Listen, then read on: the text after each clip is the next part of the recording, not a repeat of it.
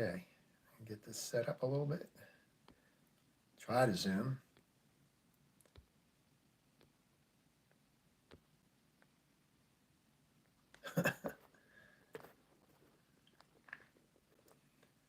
Well, it's part two, and I'll wait a little bit for people to jump on. Just a couple at least. And I'm going to be painting the fur. And I'm going to be painting, obviously, the darks and the lights and highlights in here on there. On the eye here, it's darker. I might get to the highlight tonight, I'm not sure. Not too concerned about that. I want to just lay in the fur, get it ready for detailing. Okay.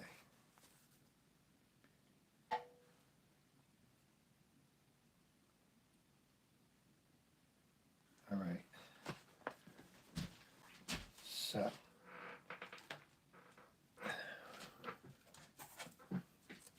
And then this is the kitty cat that I've been working on Facebook, probably back in May of 2023.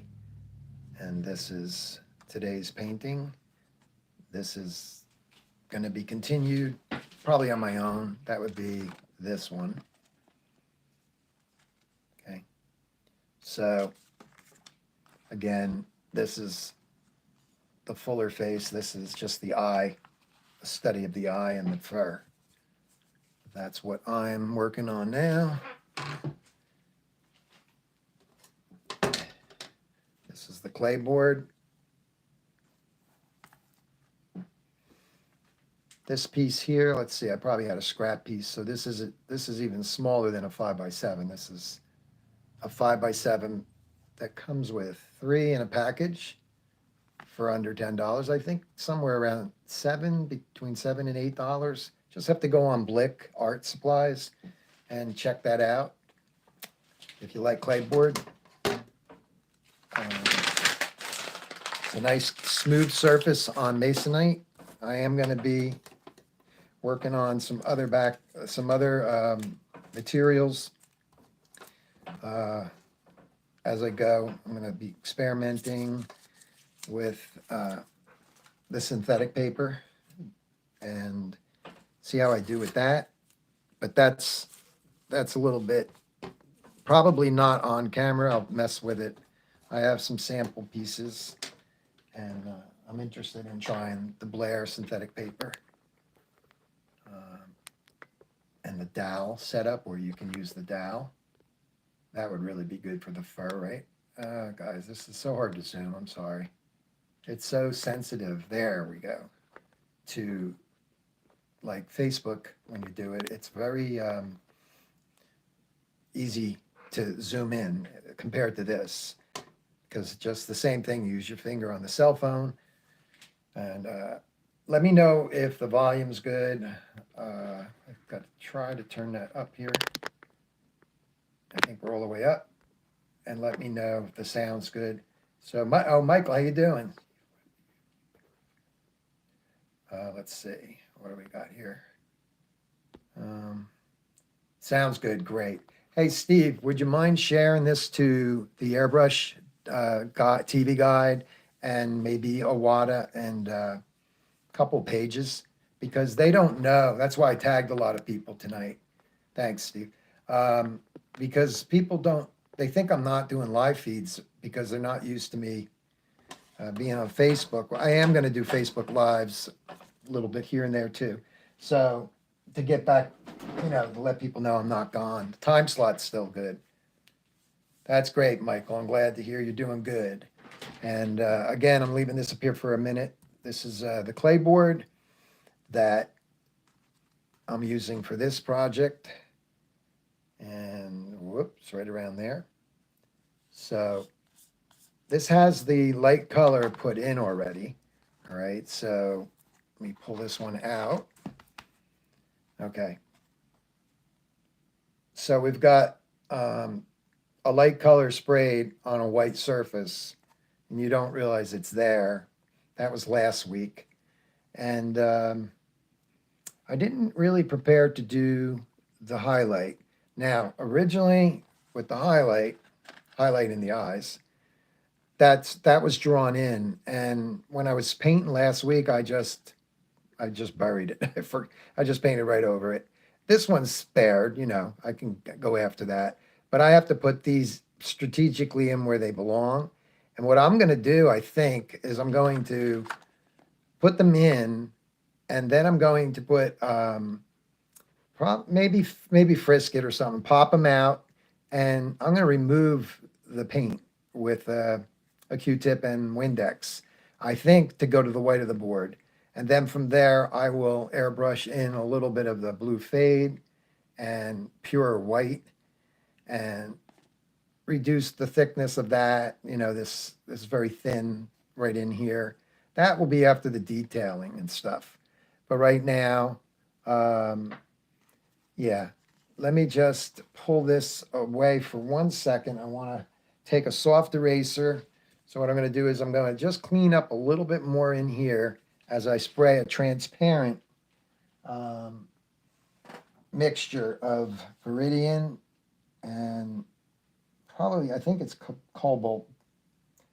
No white, just Viridian and cobalt. So just kind of go in there, let that, can still erase it out, obviously. So I'll just put that back up here and just knock it a little bit against the edge of the black, lighten that up a little bit. If I need to, I could take the base color, which is right here, and go up closer. That's what I'll probably do. I'll go up closer to the iris, and then from there I will put the Viridian in transparent form on top of that. So for right now, I think to make this move along, I'm going to start to put in, let me just see if I can erase those out a little bit. Small painting, so I've got to pay attention to my hand blocking your view. Okay, so, all right.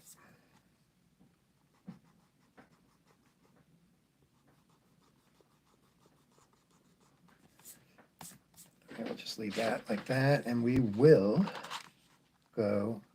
So there's the clay board. This is, what size is this? I'm curious. It was just, I don't think I might have cut a little bit off of it to fit it to the size of, yeah, it's like a 5 and change by 4 and probably 5/8 or something like that. Okay. So let's get busy with, and this can get scratched very easy, but that was an eraser.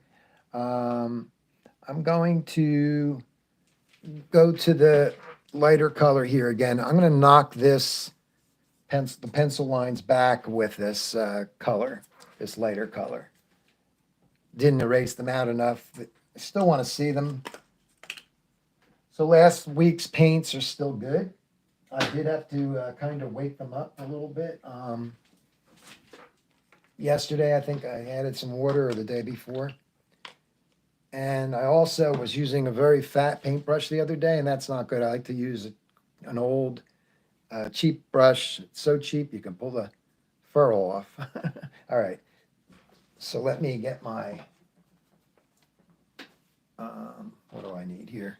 Need the light color, stirred. So it's not pure white at all. It's, man, I made a lot of that. That's good. That's a good thing, though. All right. What's in this gun? Right, I have 2 airbrushes going. I'm going to be using the HP SB Plus by Iwata with the Mac valve and the side bottle there. I was doing all my mixing with that gun. And then, of course, the Micron, custom Micron.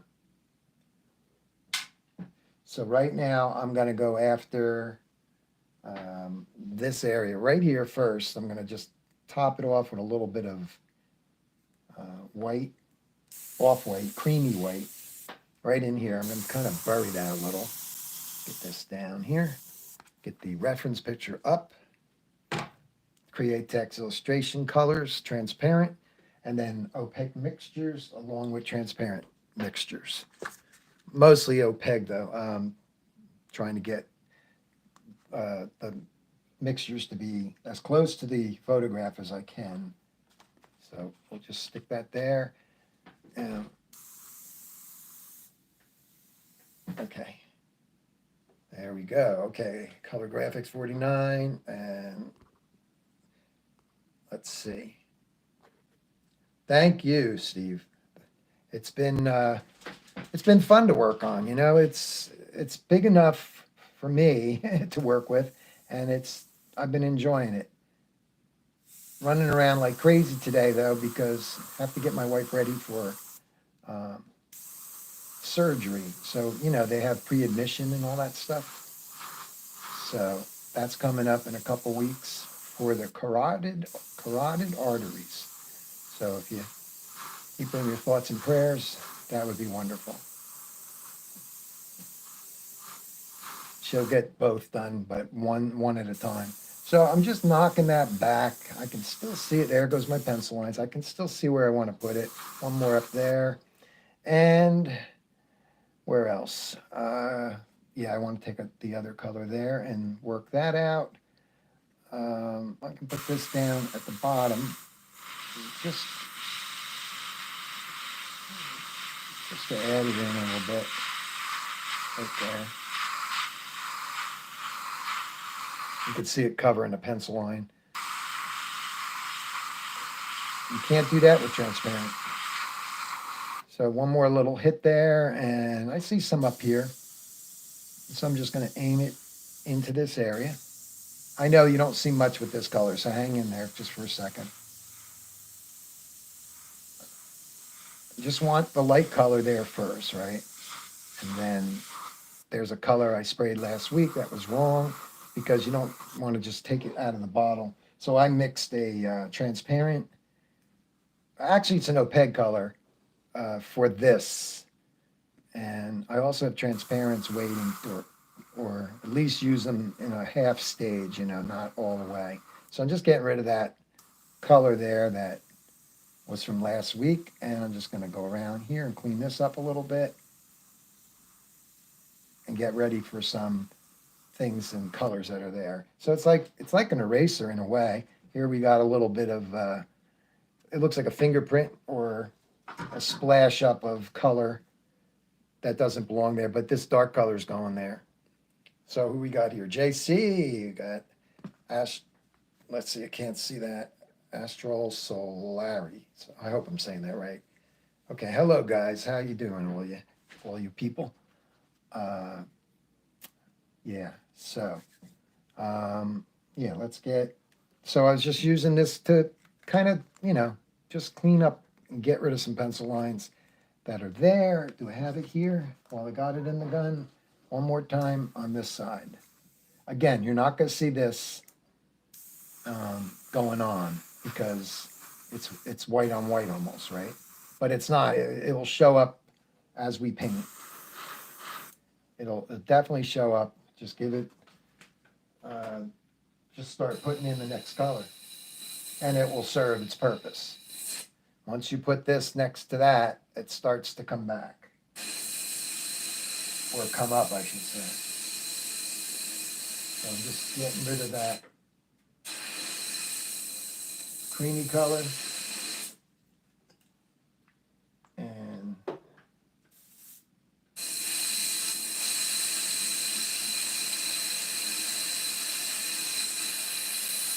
just distilled water in the cleaning station. I was mixing so much earlier tonight when we got back from being out on the road that I actually opened the window and aired out the room a little bit more because it's cold. It's a little cold in the evening. It's real cold in the evening here. It was a nice day today. And because of that, this time of the year, it kind of doesn't get horrible in the room, but I have the ceiling fan and the fan in the window. So I just cleaned it out, cleared it out, went to have dinner, and now I'm going to take, and then came back and it was nice, but it was cold. Okay, so I need this color and I pre-mixed it. So what do I have here? Yeah, this is an opaque color.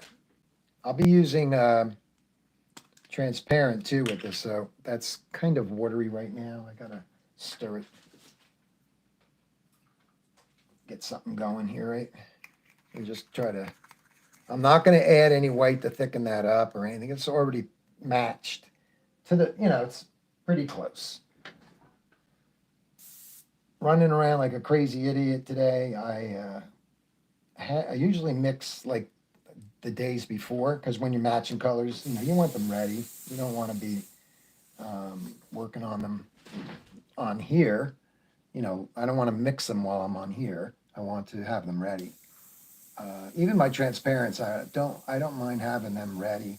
Um, so I'm just laying this in a little bit. This is a more accurate color than last week, but it's going to be. I'm just going to kind of find where I am and build it up. I'll be looking at the real picture right here to say how dark do I want to go. I think as a base color, I think I'm going to be spraying this pretty good, pretty solid. But let's put a piece behind here. Yeah, if anybody could share this to Facebook, even my own page, whatever, the Airbrush League, my own personal page, Awada, that will help. Okay, so we've got 6 keeps here, and I'll just check the messages. And we're going to call one to bring Airbrush. Okay.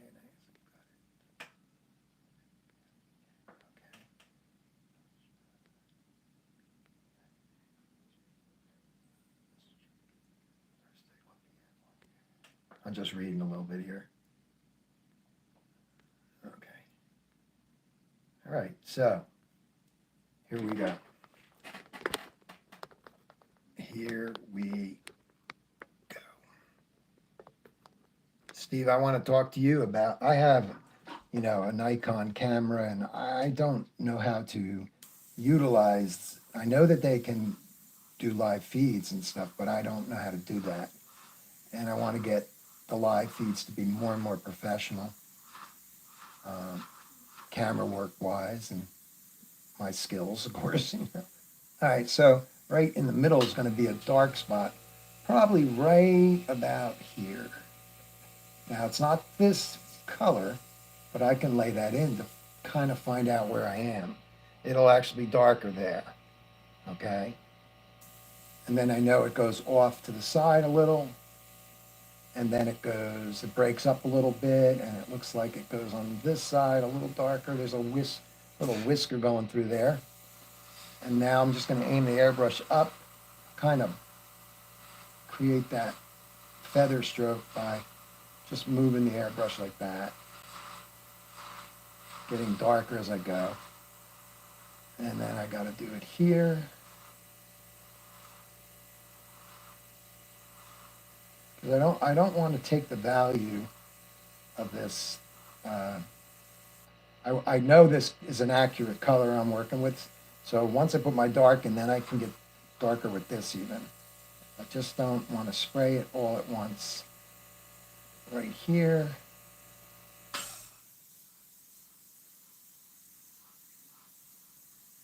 Okay. So I'm treating this like a transparent right at the moment. And that's fine. You can see how dark it can really get. And this is probably 100% right there. That's probably 100%. So you can see where I can bring it to. And that's what that is.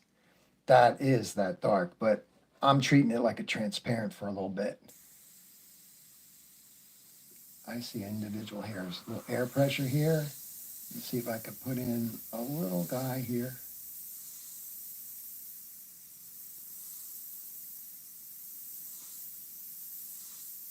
A little fatter than that. I didn't want it that fat, but that's okay.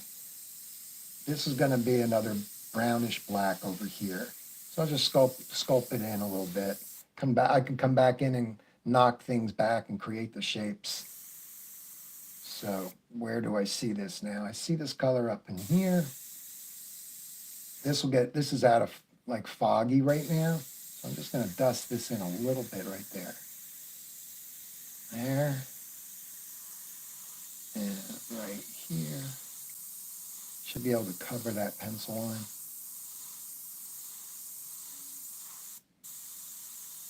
Just wanted it at the base.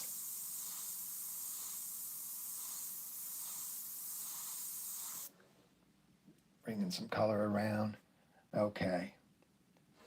Up in here. I don't care if I spray on the black, guys, because I'm going to put the black on top of that color again. So let's get some color in here.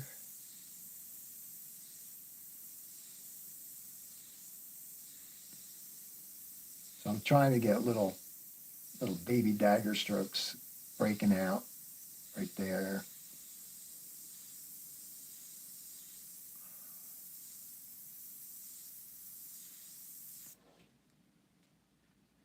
It's just kind of waiting for it right in here. I can come back in, and I didn't have this exact color last week. It's not everywhere. It's just kind of on the edge of the black. Whoops, a little too hard. Okay, I shouldn't have done that. So I have to get that white back on there and just fix that. The smear on the black is nothing because black is darkest. Okay, so I'm just going to see where else I want it. It's going to be up here. Let me just check something here.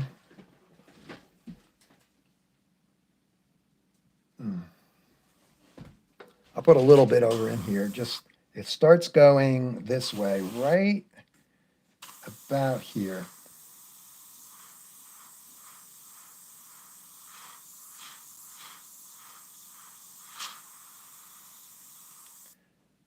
Okay, that's good. It's just living there a little bit.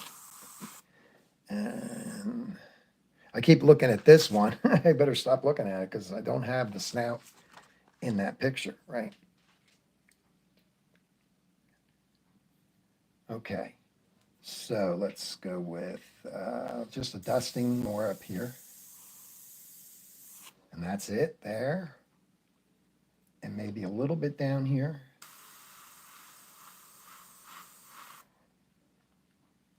Off the corner of the eye.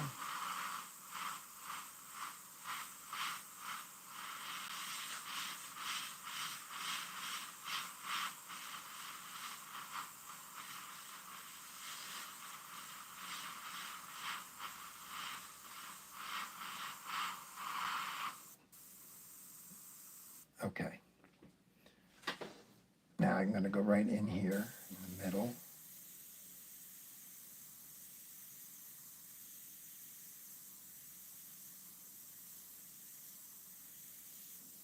Go this way a little bit. That's good.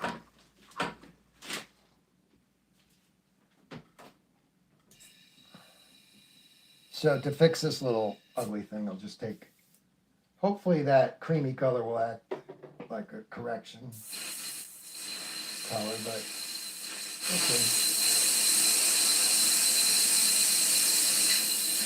okay. Okay, see if I have a correction color mixed. I'm going to just try the lighter color. I think it should work. Same color I was using that you guys couldn't see because it's just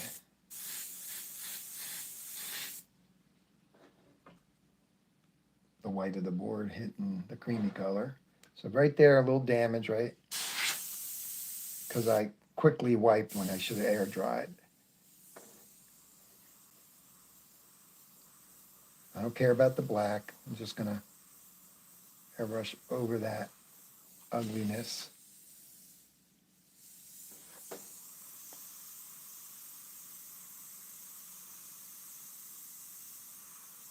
Yep, it worked.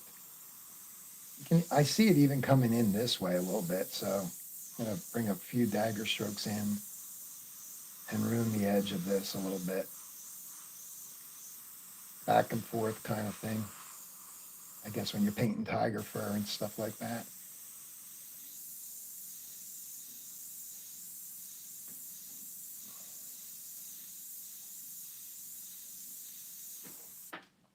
Okay.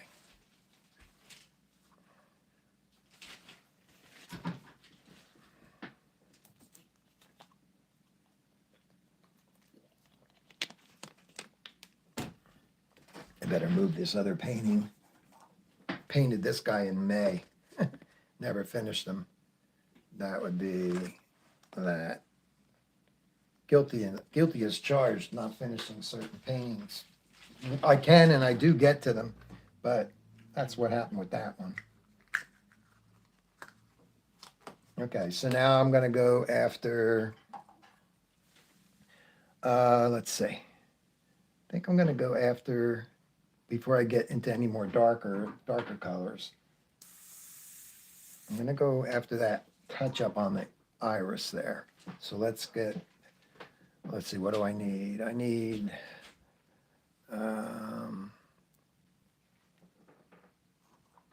I would say, I'm going to try this lighter color. I'm not. I'm going to try a little darker.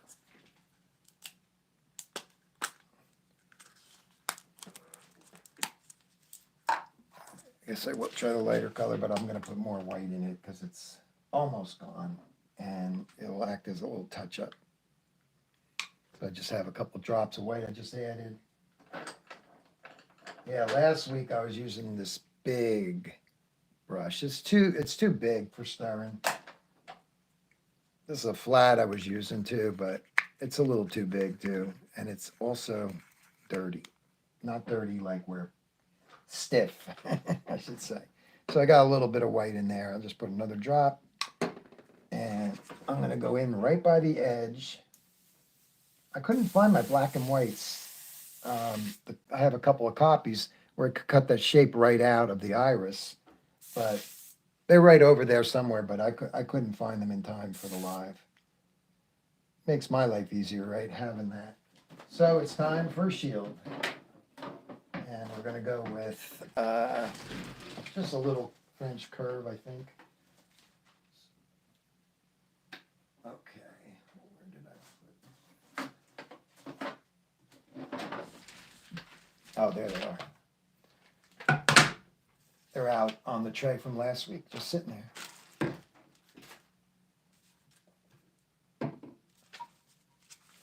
I don't know if you guys know Paul McDonald. he was working on his. He had his painting. What was it? Tyson, I think.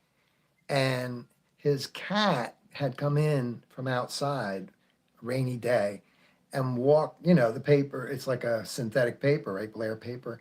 And the cat walked just right across the painting, leaving cat prints.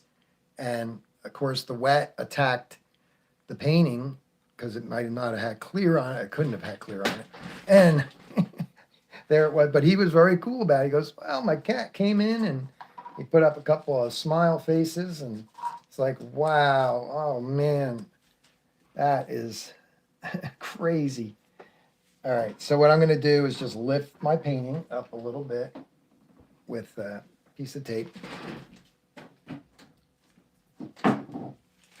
This is how I started lives, old school, right from the beginning.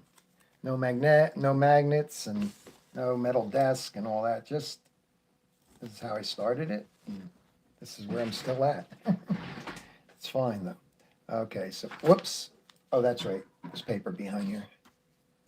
All right, so let's do this.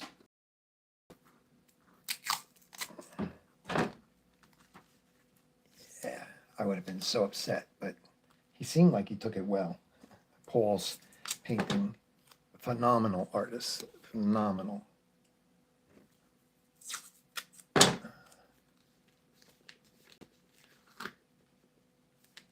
I watched him progress over the past few years, like from the beginning to like, oh my gosh, you know, he's really excellent at it. Okay, so just going to protect this a little bit right here.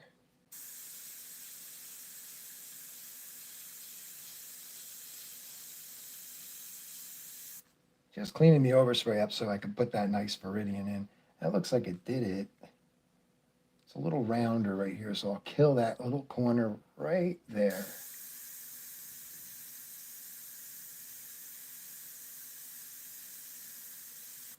There we go. So I got to paint it more solid. There we go.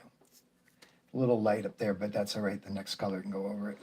And I'm seeing just a little bit more at the bottom. It's just overspray from the black that looks ugly. So I'm just going to hit it. And let it be like a correction color. I see the same thing going on in here. There's some nice lights going on. That it seems like this can lighten that.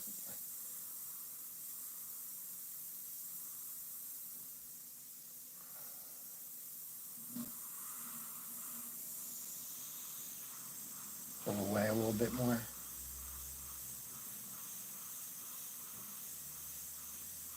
Hair dry that and look at it. Uh-oh, we have a frozen video here? What's going on? Got me here. I don't know what's going on. This is a first. All right, guys, I do not know why this is frozen. Let's see. Let me reverse the camera, see if it reacts. It's frozen. Hang in there, guys. Can you still hear me? Okay, you can hear me. Hey, does anybody have any suggestions? Okay, there we go. So I reversed it.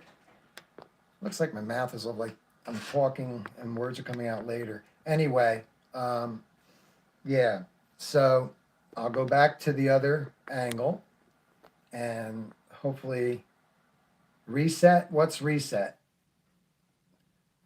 Let me just flip it and see if it goes. Hi, guys. Okay. That was weird. All right. At least we broke through. So you might have to see my mug again. There we go.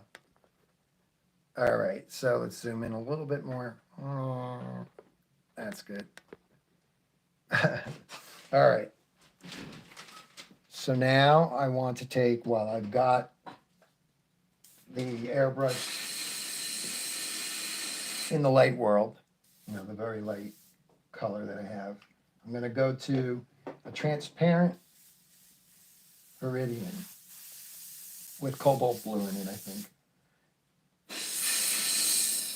That'll be my little tone that goes right in here. You can see that Viridian blue.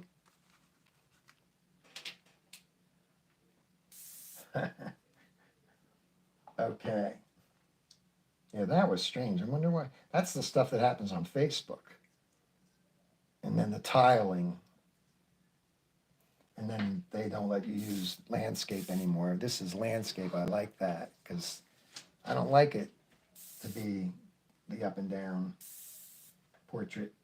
Okay, so I have a little transparent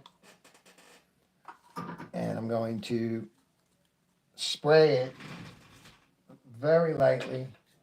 My swatch just fell on the floor. So what I have is the little swatch, a little test thing with the transparent. Of course, that's a little too dark, but if I spray it lighter, I can get what I want. So I usually have this attached right to the lid, but I ran out of tape, so I didn't tape it. Now I'm taping it. There it is, just transparent, abbreviated, Viridian, cobalt blue, no white. And now I have to be very careful because you can shoot too hard and get very dark. It's hard to believe if you spray that light, you get, that very light whisper. I'm going to turn the air down super low. Test it on the side, super low. Testing it on the bottom here. I can't have dots though. All right, so I'm going to make a pass with this, right? I'll focus on the bottom of it. Hold on, guys. I've got to get a little bit of protection on this stencil. Wonder if the bigger one will cover more ground. Let me see. Oops, that's an organic. That is a rough edge. They're all sticking to each other. Not sticking, but getting stuck. Intertwining. Not. Okay, so we need that. And yeah, I could do a little bit more. And the little dudes are further away, but I should be all right. A little bit more that way. Okay. This is just a whisper.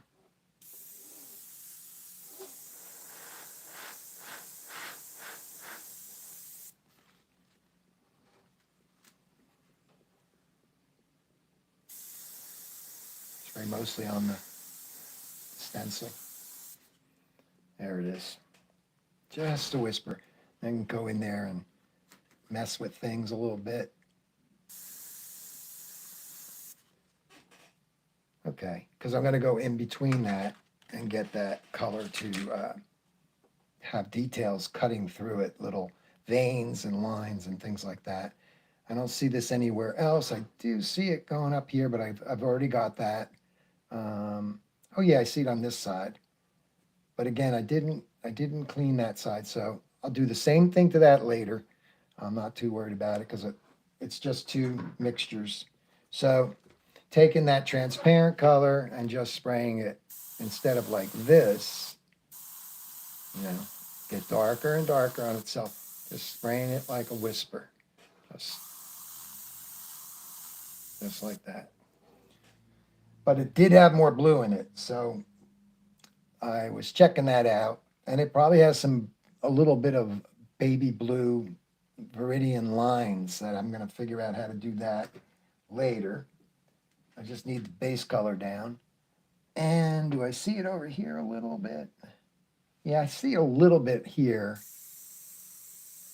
Like one, and that's almost enough. You probably can't see it, but it's just a whisper. Maybe a little bit more over here.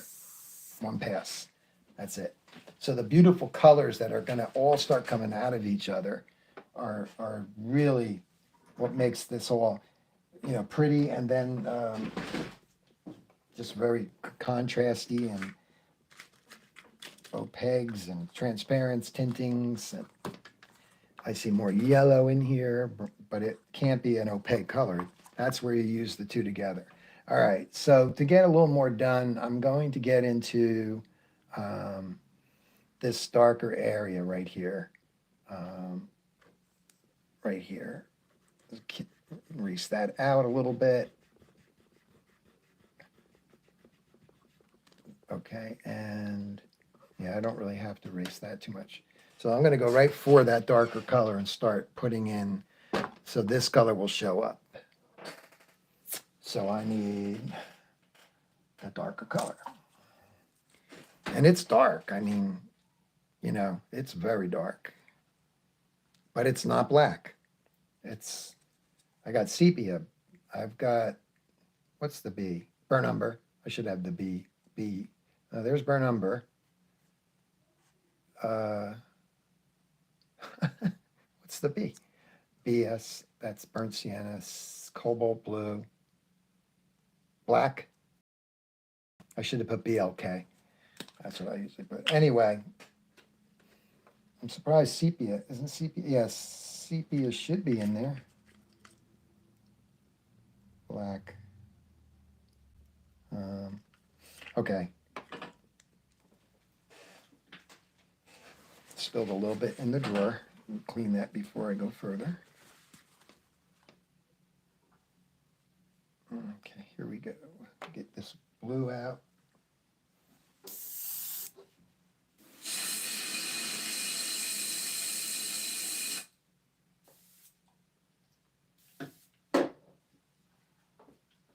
My son, he has a school in New York.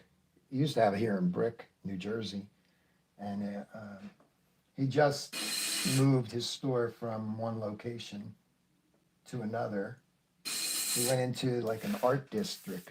He went to a bigger studio, much bigger, quite a bit bigger, and a really nice theater next to him for the arts. That looks like something gorgeous. I mean, very ornate. And when you go in the theater, you know, that all kinds, I guess, musicals and stuff. I don't know, but he used to be in a super center, Walmart parking lot, but it just wasn't a good enough location.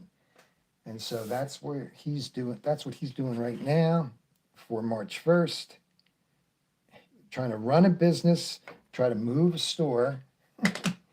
And I wish I was there to help him, but I'm not.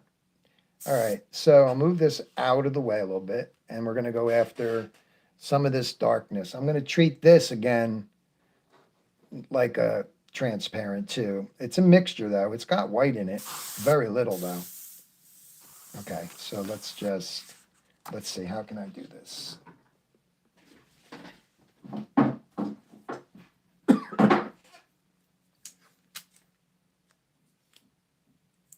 Okay, so just keep this from blowing away on me. Okie doke, here we go. So I'm going to be right up in here. I'm going to just sculpt that a little bit. Get the air pressure down. Right here. Now the beige will start showing up. Let me just check something here. I need this. I also need this paper out of here because it's going to collapse on me.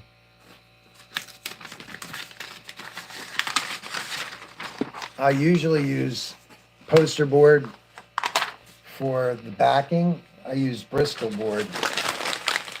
It's very, I like the shinier, you know, then I throw it away eventually. I'm just going to pin this here a little bit better. Take a piece of tape over on the other side. All right. What I do like about this is there's no frisket cuts. No frisket cuts into the board. And that's really nice to have. And these little guys, they trip up bottles. You know, you think you don't see that they're on the tray. And you put the bottle down and they go flying, or you put this down on the cart and they're there waiting to go after, you know, whatever they can to do damage. All right. So we want to go a little higher here still so you guys can see the bottom area. And now I can move this guy over and this will stick better right there. All right, I'll go up as high so you can kind of match the height. That should work. Okay.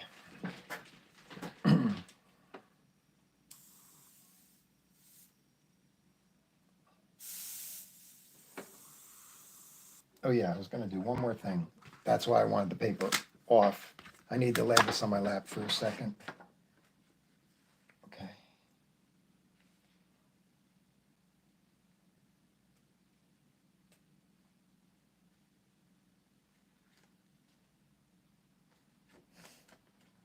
You're like, what are you working on? A weight thing? Okay. I see it. I actually have the line there.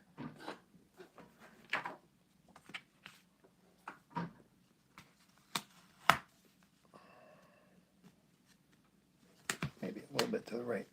There we go. Works. Because I'm working off of a shelf.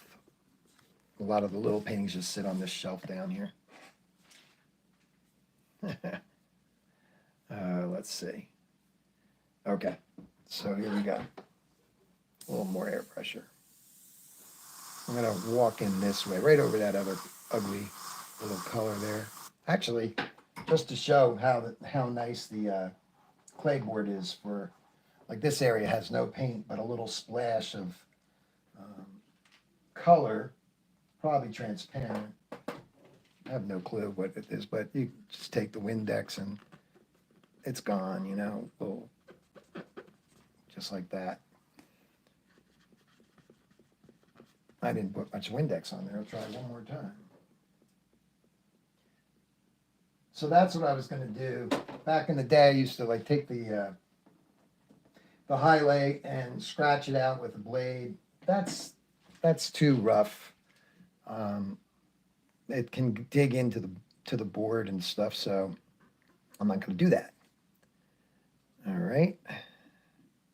So that's gone. I'll just dry it with this side. And now we have a nice little cleanup area there.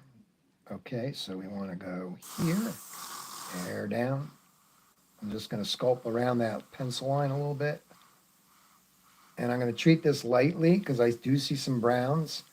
But then when you get like right below that brown area, like right here, I'll get more air pressure, right in here, that's where I can get really dark with the same color. That's not 100% at all. So now if I do overspray right here,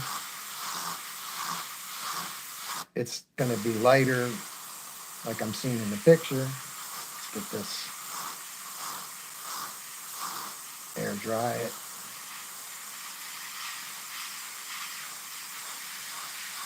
It goes kind of off to this. There's a little like modeling going on of some colors that seem to be right here.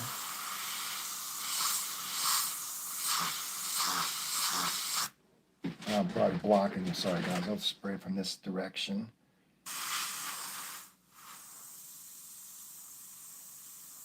This goes more blackish brown right later. Put it right over the top of this.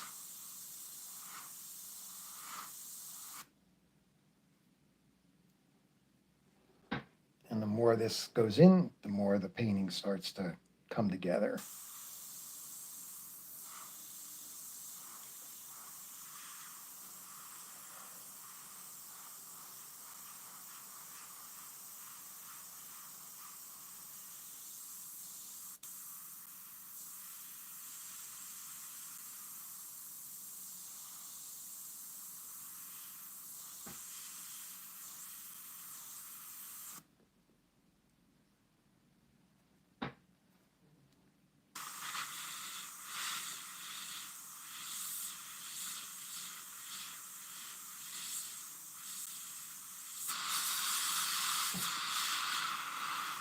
Just going to dust this a little bit.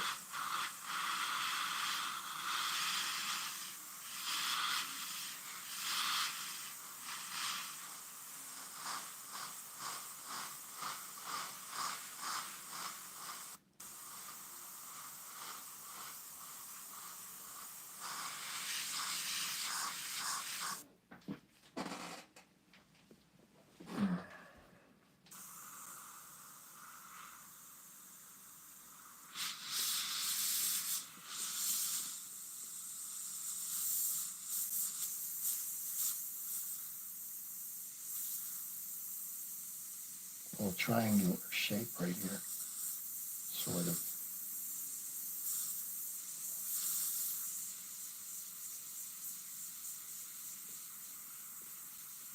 Goes right into the, I even see blue there. I see all kinds of cool things going on.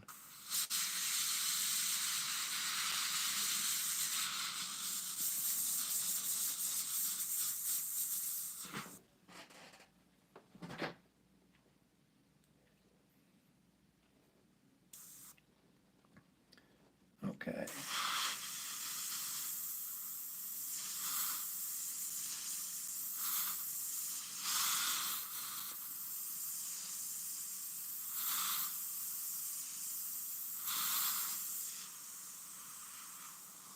Just dusting over this a little bit.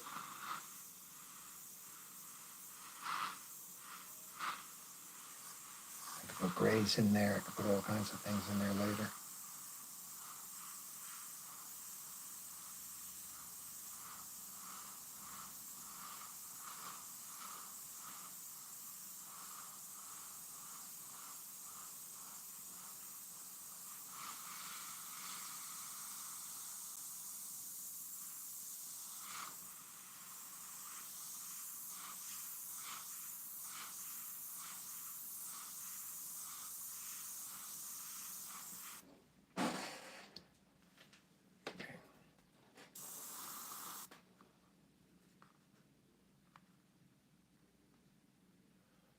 Why did I stop that right there?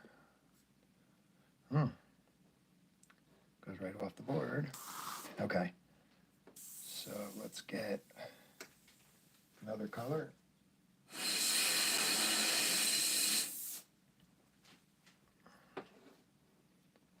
Think. Okay, so this is going to be, to work on this area, I'm going to do transparent now. Remember, I used an opaque mixture there. And this is not transparent. This is, it's just, opaque, but it's very dark. So it's kind of got a transparent, brown, sepia and burnt umber. They're almost like a sticky color, a sticky feeling to them. I don't know. I don't like how they behave, actually. Okay, so this here, we'll put this over here on the corner.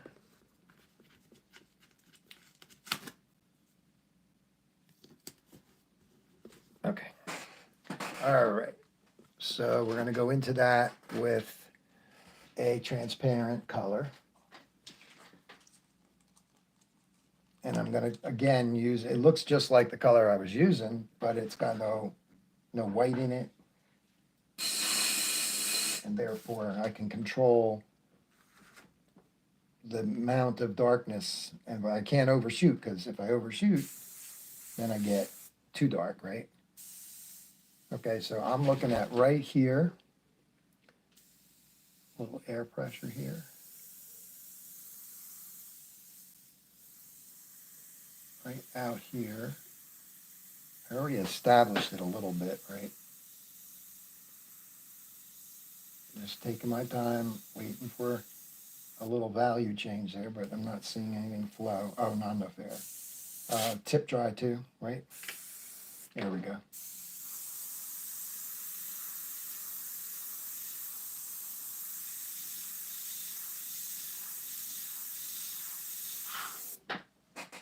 Darker. And this is a little bit whisper of darkness coming down here. I'm just tinting it a little bit. Okay, oops, there we go. All right, so check comments. It's 10 a.m. Wow. Wow. That is 10 a.m., man.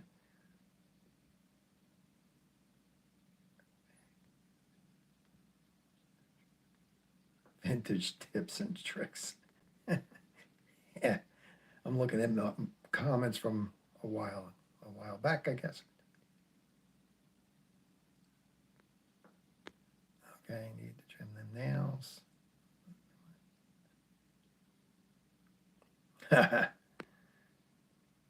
Yeah, the fingernails.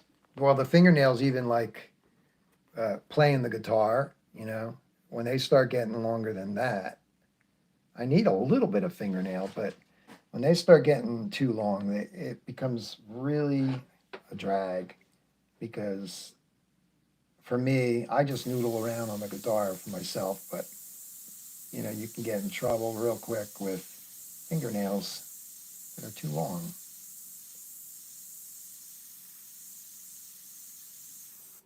That's there. That's more at the top, right there.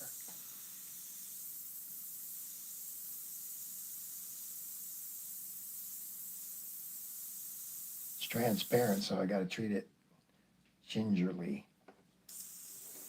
It's a little bit here. I need some air pressure to whisper it in right, that one there, and then right here. That's good. That's good. And then one more. So that's where an eyelash is gonna, not an eyelash, one of the whiskers on his front, whatever.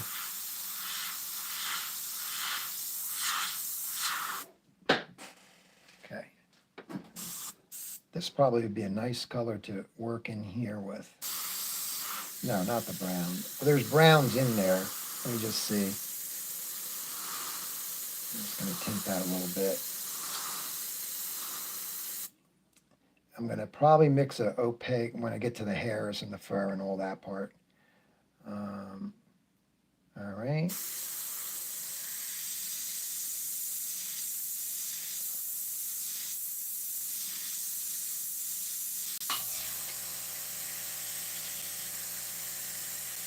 Back down onto the black.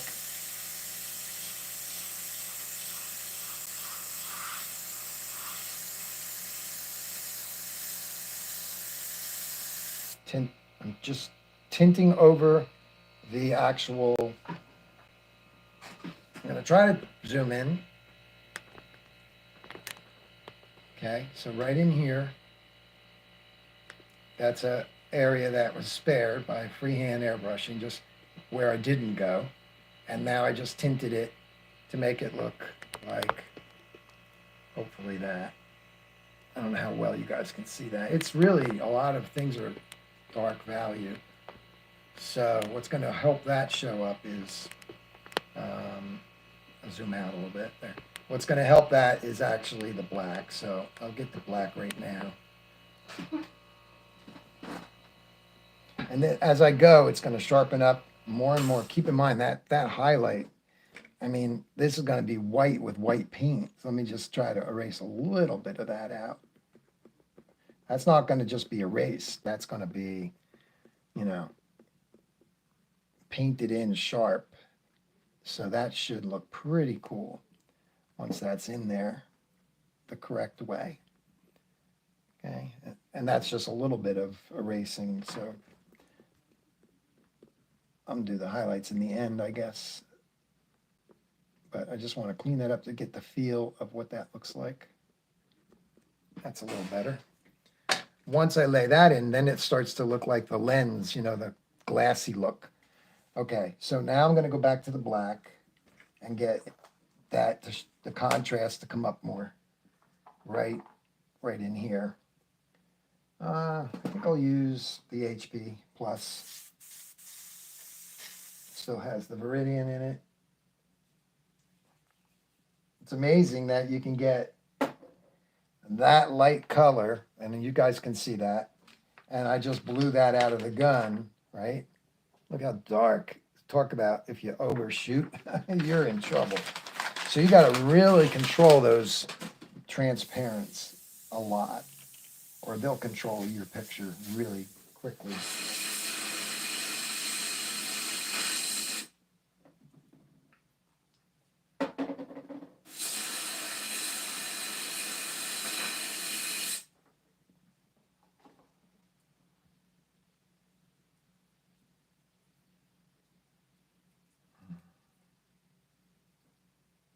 Okay, flush time a little bit. Go into black so I don't really have to worry. I think I'll be good with the HP Plus. Put the black right in it, but I want to put the black into a solo cup because I want to put a little distilled water in it. You know, this is not obviously the gravity. This is a side cup. It's not the, you know, gravity feed the sitting on the top. And like the Micron B or whatever, which I love the B. It's a great airbrush. Where you can mix a little bit with the bigger bowls right into the cups and stuff, but, and I've done that with the side cup, but I'm just putting a drop or two into the black to make it just behave better. Okay.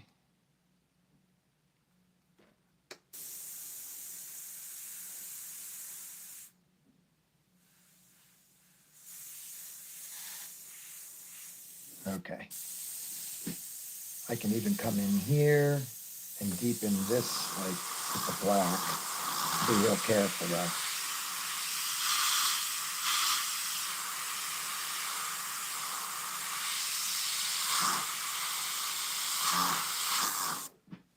Okay. Now I want to go back on here.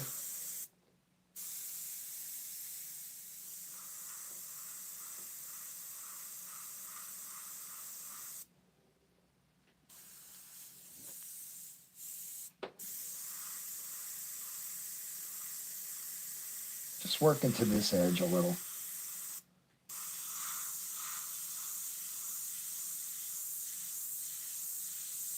Little feather strokes.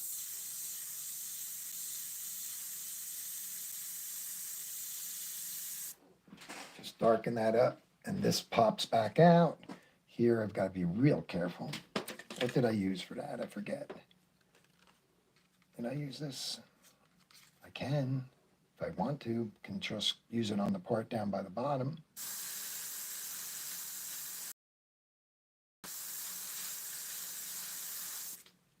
Oops.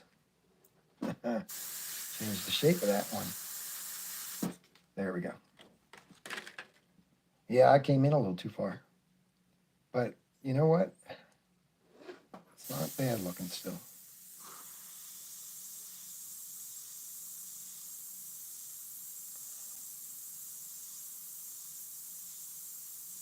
Going to the outer.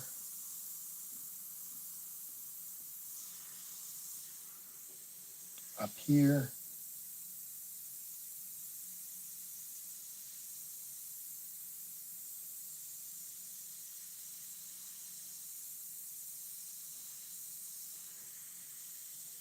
Here, underneath it. It's gotta be freehand because it'll look too, the edge of that highlight will look too,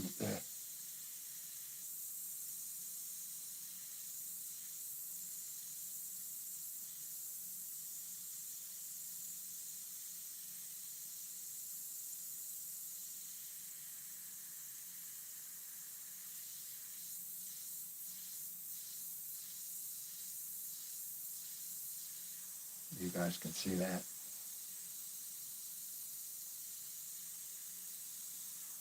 Yeah, I cut in there a little bit. Off camera, I'm gonna fix that with a correction color. That was stupid of me. I should have, well, I couldn't find my copies.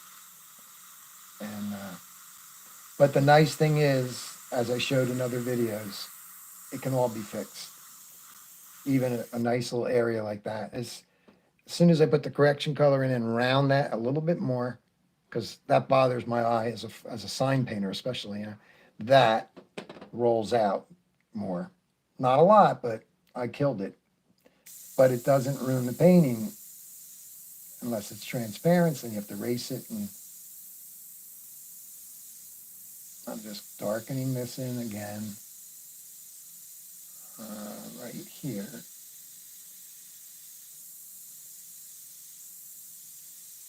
Okay, what do I got now? A little cleaner area there. And I'm gonna go back in here real carefully and just see what it needs as far as tip dry.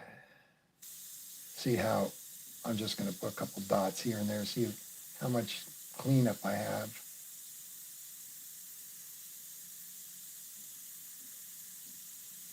I'm just gonna stay in the middle for now, not work close to the edge. I'll put all that overspray over there again and get in close here. Again, it's freehand. You better not ruin the edge by not using a stencil because it is a soft edge, intermediate edge, right? Leave some room for blue here, blue and browns, a little gray tone right, overspray right there. Okay, and that shifted a little blue there, which is, there's blue in there. All right, so this little guy here,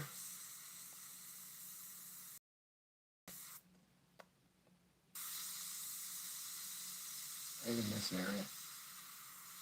Hard edge there. These are softer. I shouldn't have done that, but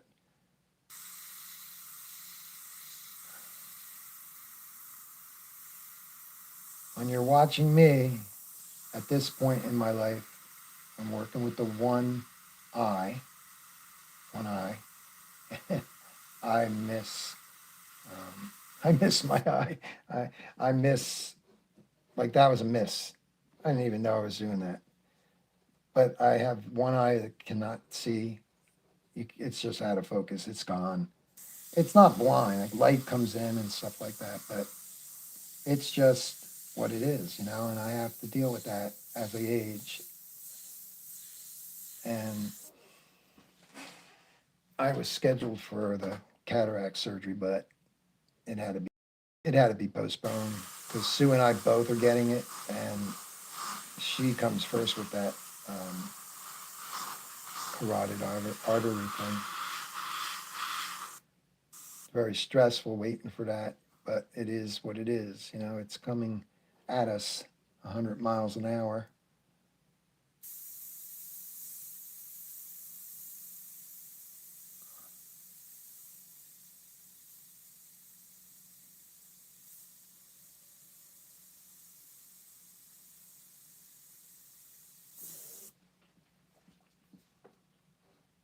Okay, so that there has, where's my blue? Right there. All right, I'm going to try to put the blue in. There's a bluish gray right there. You guys need to see the reference picture better. So we'll back out a little bit. Wham. So yeah, the missing, whoops, that's a little too far back. Sorry about this zooming thing. It's just the way it's behaved. All right, so there's a bluish thing going on in here. So I'm gonna get the airbrush clean. And I'm gonna start laying in this, I guess, I don't know, the lid around the eyeball there. I'm not sure what it's called, but the skin. I guess the lid.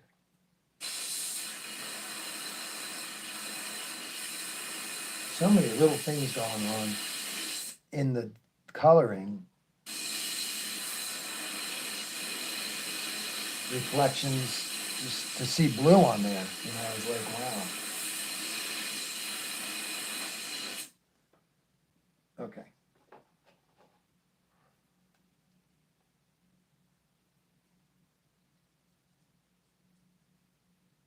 I can remember doodling, you know, with the eclipse, just doodling and higher air pressure and all on like paper towels and stuff, you know, in the studio.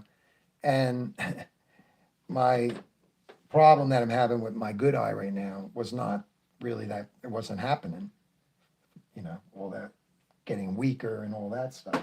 So I have, that was my water bottle. So I was able to doodle with the eclipse and create some really tiny things, like a miniature little, you know, face or something, little lettering.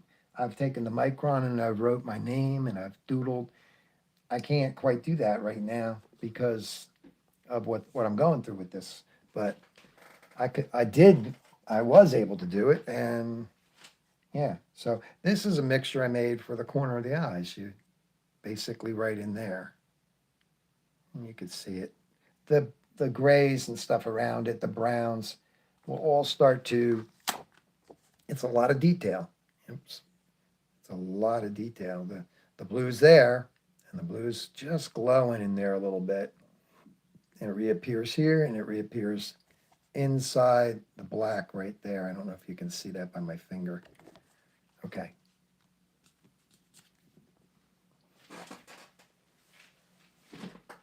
That annoys me. I might fix that on the live feed. Let's see. I gotta see what time it is here.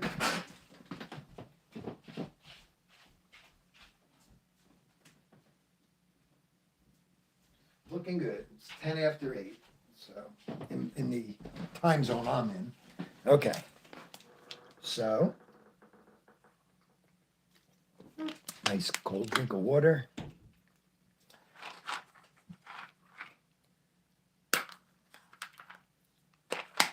Okay.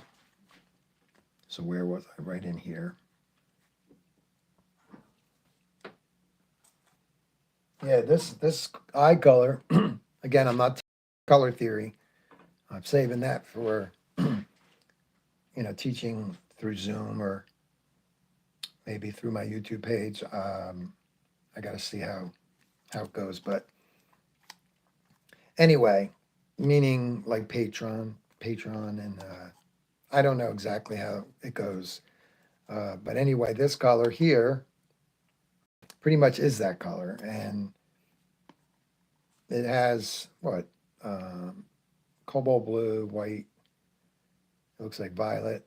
I started seeing like, oh man, that's not really a blue. That's looks like a violet blue, but you have to keep tweaking it. Blue violet, red violet, yellow. That was dangerous because it could start going to a green, but I was trying to kill I got to be careful trying to kill the violet, knock it back because it got blue and wasn't thinking and didn't really do anything, but got to think it through. Graying a color. It's fun though. I'm learning so much studying the color theory in depth. I'm a note taker, so when I went to Drew's, and I know I talk about him a lot because he's my teacher, and he'll be my teacher till I leave this, blue marble. But I'm a note taker. I had a sign cutter, a plotter, and so I came home with my little notebook and I said, let me put that on there, and that's when I went. But I'm a note taker, so I'm going to zoom out for a minute because when you go to a class, yeah, but the detail is really fun to me. So when I go to the class, I take a million notes. I even wrote down things I purchased there. Micron spring, 2 needles. So my notes though are like unbelievable. I'll just go to any given page. Just yeah, like all my students that were there, I wrote their names down, Facebook pages and stuff. But the thing is thick. I mean, you're talking about, it goes all the way back to a quarter of an inch of paper left. And I add to it. So I'll add, this was 2010, but if you look through the notebook, which you're not going to, because I paid good money for all that information, you're going to see not only test spray on the notes, like testing a spray, you're going to see little things that were in the class that I would just, or take a photograph of something that's going on at that moment. And then when you come home, Drew's assistant said that we retain about, I think, 1/3 of when we're in a classroom environment, we only retain about 1/3 of it. And that's so true. But with those notes, when I came home, I'm not spilling no beans. You want to know about that? You got to call Drew. Or you got to go to at least his classroom in a box. I'm very, very careful about that because, a lot of people want to go to his classes and stuff. And now I don't have to go down there, but I can get the classroom in a box. So there's my blue. Test spray it first. Oh no, it would be nice to put the color in the airbrush, right? Where is it? Spill the beans. This is a Bill Sneggin painting. This is like a Drew Blair painting. This is how photorealistic, like it looks just like the photo when it's done. And it's breathtaking to see it in person. So no matter how, I'm just going to chase it down till I, get so old I can't even paint, but I don't expect to even come close to his quality. He's beyond belief. But if you chase somebody in life that's great, and I can use that word. He's great, and you try to get as close as you can to that level, then that's enjoyable too. I don't say I can be as good as him, but I've gotten a lot better from going to his classes and stuff. My first class at his was I had the Pache VL. I didn't even know what an illustrator's gun was. All these guys had these nice shiny in the class, a 1 day class in Atlanta. They had all these airbrushes, and I didn't know what an illustrator's gun was. That's back in the days of like just around the time of Michael Casey and all those names, Urick, just unbelievable stuff. Steve Driscoll came on the scene. Um, Actually, I met him right there. He was introduced to the class because he just did something in the magazine, and he was new on the scene. And we met him in the class, at the Air Storm 94. Mark Fredrickson, unbelievable. Look him up. He's not airbrushing these days. He's whoops, too much air and too thin a paint. He's been doing digital. I think he's done Mad magazines and advertisements, Time magazine, and all kinds of stuff. So I'm putting a little bit of the blue in. It's going to have more stronger blue, this one especially. So I'll just put this in right there. There. I don't think this one's going to show up. I might have to I'm going to put a little dot there and see if it shows up. Yeah, it is. It's a little circle. It's more blue than what I'm spraying now, though. Hey, I aimed pretty good. Okay. And this one's out of focus right here, so I'm just going to back away and kind of blur. See if my aim is good here. There we go. There we go. That's a little fuzzy area there with a highlight in it. And now I'm just going to carefully walk this airbrush.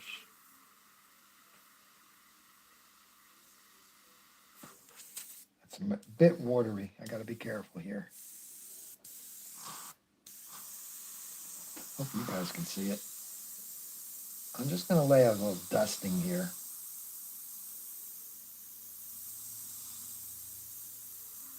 Push it.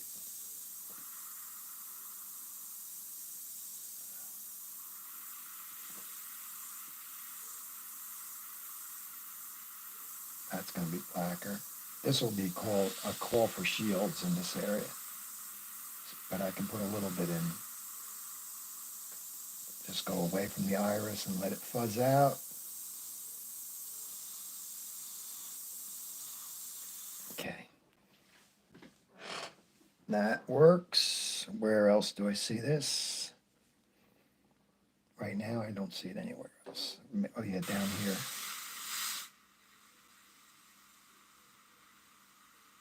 Then you go and when the feed's done and all, then you start to study your work later. You walk away from it and you see what it needs. The values are off. Maybe the hues are good, but values are off. I'm just putting some pump strokes here with the micron, little tiny speckles. I do have a shield that can do that.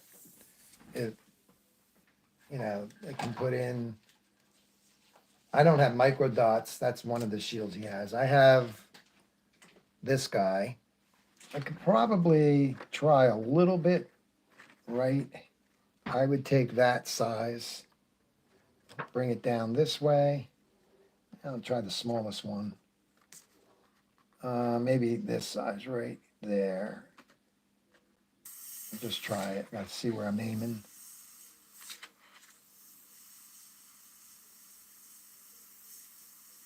Don't really have to worry about hitting it. Yeah, check that out. I'm going to bring this up. The zoom is driving me crazy. See the little speckles there.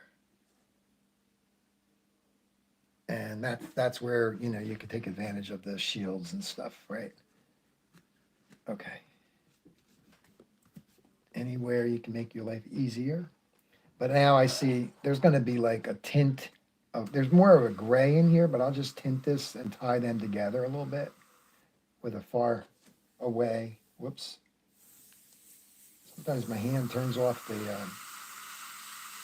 paint, the air flow. You still want to see them, so I'm just kind of dusting over them a little. And then there's going to be black coming in here. So I'll just use this color for a minute, like with some details that are real tight right there. There's a highlight in between. Get my Tombow out. It's a bit thinner than what I have here. So let me just see if I can wake this up a little bit. Sorry, I haven't been checking the comments. Yeah, so it'll just preserve that area a little bit. Yeah. Okay.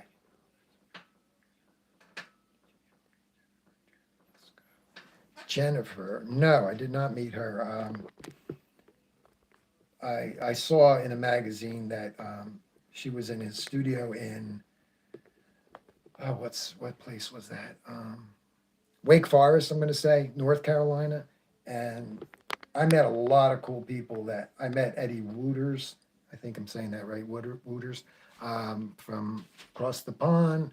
He was at Drew's house. I met some people that, like Floyd, okay, he painted Floyd on the cover of the Airbrush magazine, and I met him before he even really had the bigger afro and the beard. Like, he might have had a beard, but he was really great at t-shirts, and he was just working for Drew and some other guy that you know, people you don't know, but they're like super talented and lots of cool things going on just being around the studio. That was in Raleigh. Yeah. Okay, so that's this blue up here. I'm seeing it again right in here.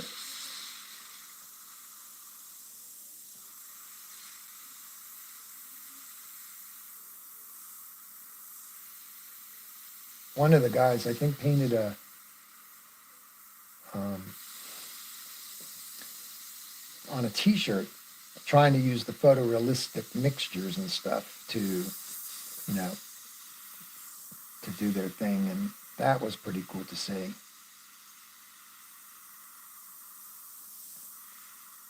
This is kind of out of focus, so I'm just going to hit it right there, like that. It's waiting for the grays and stuff. So as I Maybelline eyes, right? You start putting it all in. Now that's more cobalt blue. So what I could do, go away from my mixture, right, which is that color you see, and then I could come in. I'm gonna try this. I'm gonna put it right in a dirty airbrush, 1 drop, 2 drops maybe, and then I'm gonna try to bring up this blue, a little more blue. Turn the air down here. Let me see. There we go. That worked. Put some more blue on that because I'm just looking at the photograph, and there's a little more blues in here that are faulty. So I'm just going to go over that blue and put in texture, like right here off this black, a little blue comes.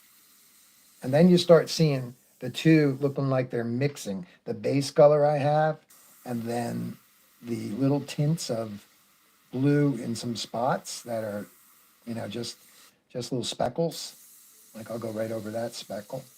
Not bad. I aimed. I got those two. Okay, there. Instead of black, I could just put the blue there, and a little shading right here of another. So the blues all start to look like, hey, is that cobalt or is that, what is that? You know, it's because there's a little bit of everything going on. Like right here is a little cobalt, but the old, you know, less is more kind of thinking, because I could ruin that real easy. And up in here, I might have to go in and use a lighter color and I'm going to tint that right there. No, I'm not. Tip dry.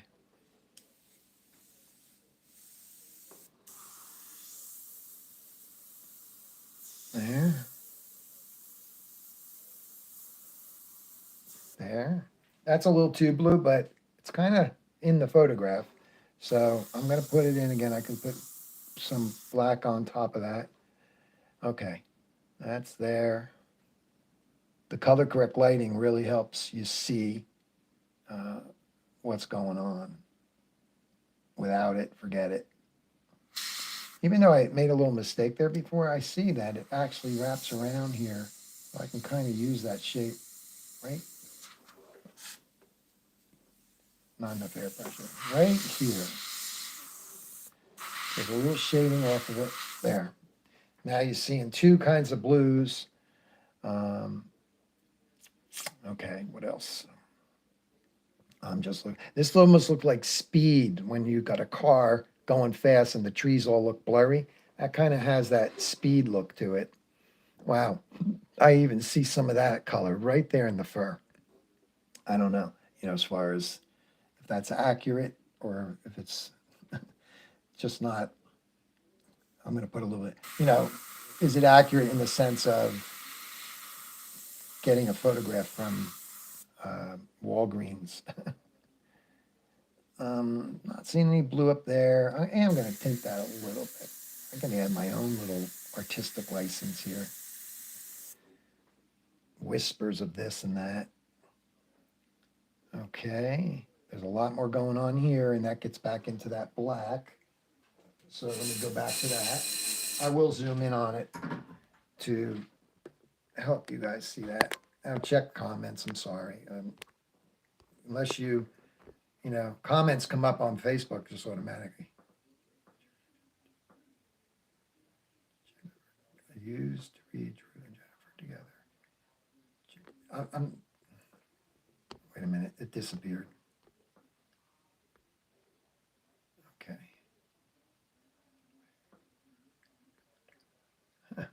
All right, so that was the last comment there. All right, so some of it's a little bright, You can go back in and pick out, erase some of it off. More so with the aggressive eraser and probably a good point on it. I usually whittle them, you could take the aggressive eraser and you can do this and waste a lot of wood on the but I don't go to a point. I've done chisel edges, done all kinds of stuff, but this is the one that will have a little tooth, a little bite on it, and go in there and put some speckles in. I would rather have the white, but I'm just going to try to knock some of it back. Yeah, like that. That will break it up. Yeah, there's all kinds of stuff going on in here. Focus, I'm going to use the paint to do that. It's right in this area. A little highlight that's, and then there's speckles of this and that. That would be better to use the airbrush for that because it's too fat, but it breaks up. Knock one of them back there a little too. There we go. Okay. Just looking around here. This goes to a little bit of a point there. There we go. All right.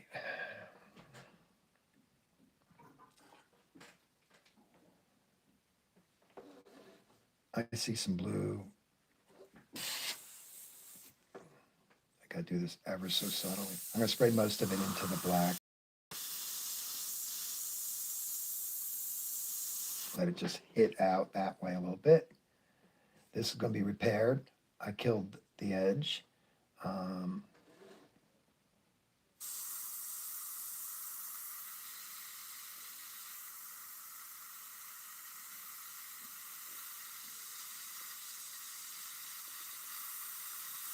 That's probably more blacker.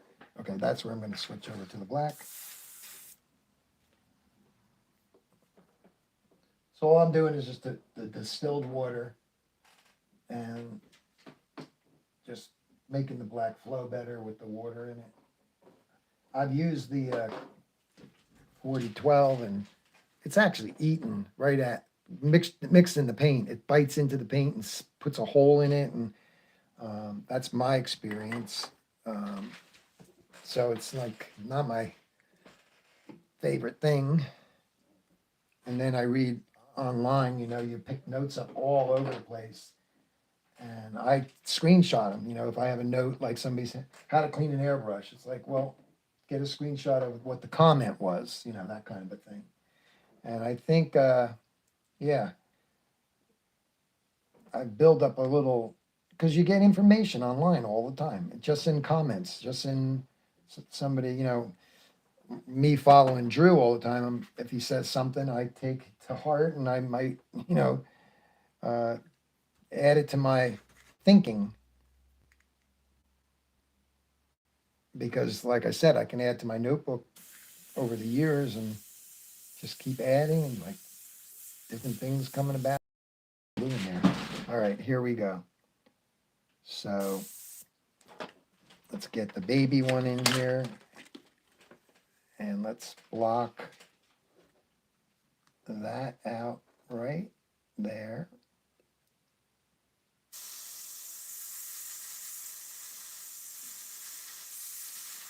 Get that sharper line. It goes up a little further. Subtleties. Now let's go in here. Let's see, I see this kind of,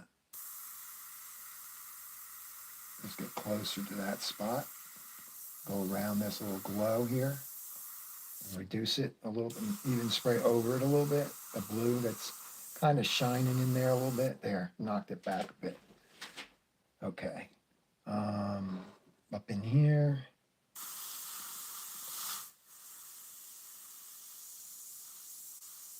I hope I'm not blocking. It's kind of hard to just try to do like a gray tone with the black.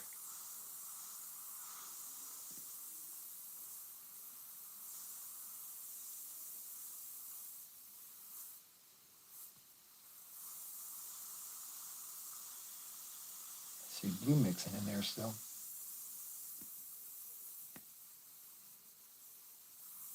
I'm going slow. I'm trying to just kind of like you're sketching, you're looking at something and you're drawing. I'm just trying to mimic it.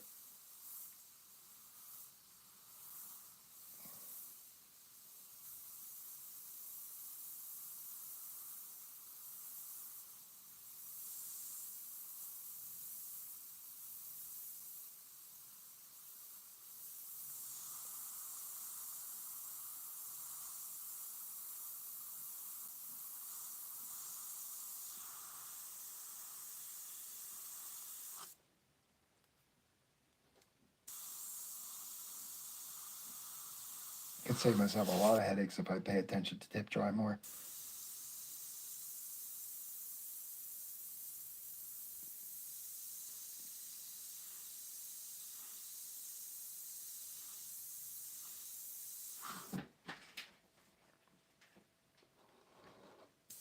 This is going to be challenging right here. So I got to find my spot.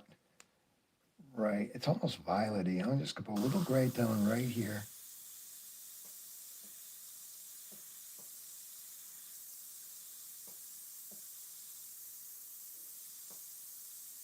Trying to be far enough away so that it doesn't go black.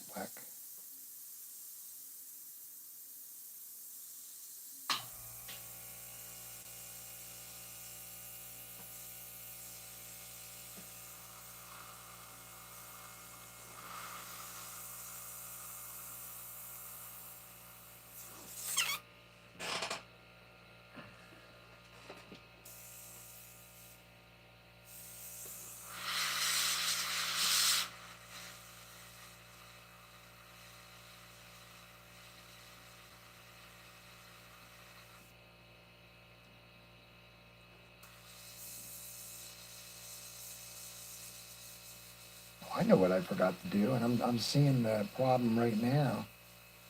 Wow. Last week when I was finishing my live feed, I should have put a note right on the airbrush, like a little piece of tape. I noticed my needle wasn't coming out far enough because it's got a little nozzle clog in there, a little bit going on. So for now, the micron's going to go to the side and sit in the holder because it's um, it's misbehaving, and that's because I didn't. What I do is I just bring the airbrush over to my auto, the Createx Restore, and I'll put it in a little holder here like that, like a plastic, probably a t-shirt cup, one of those plastic ones. I balance it so that the needle is not in there at the time, but the nozzle, and then this nozzle just sits, this little bit just sits right in the restore. And then when I take the needle 10, 20 minutes later and I just push it through, the mush comes out and then the needle comes out further. Then I don't have to take the nozzle off and mess with the head assembly as much, you know. That's what I've been doing. I mean, I'm sure there's a million things to do, but a little gray tone on here. Yeah, so I just said I wasn't going to use the micron, so let me put it aside. Got a little gray tone on here. I'm gonna just put at the top. I didn't want to use it for detailing though. Okay, that's good. That's more browns and stuff. I'll just come in here a little bit right there. Say, no, I can't control it. That's too wide, but it's not roomed by far. So, but I didn't remember that. So what I usually do is put a little piece of tape on my airbrush, especially when I had the school where I had like 6 students or something. And then you have a problem with one airbrush, you put a note says needles bent, or back in those days, no sharpen air, you know, they didn't exist. And do something about that before the next class, or this nozzle's just dirty, clean that. And those were my notes during class.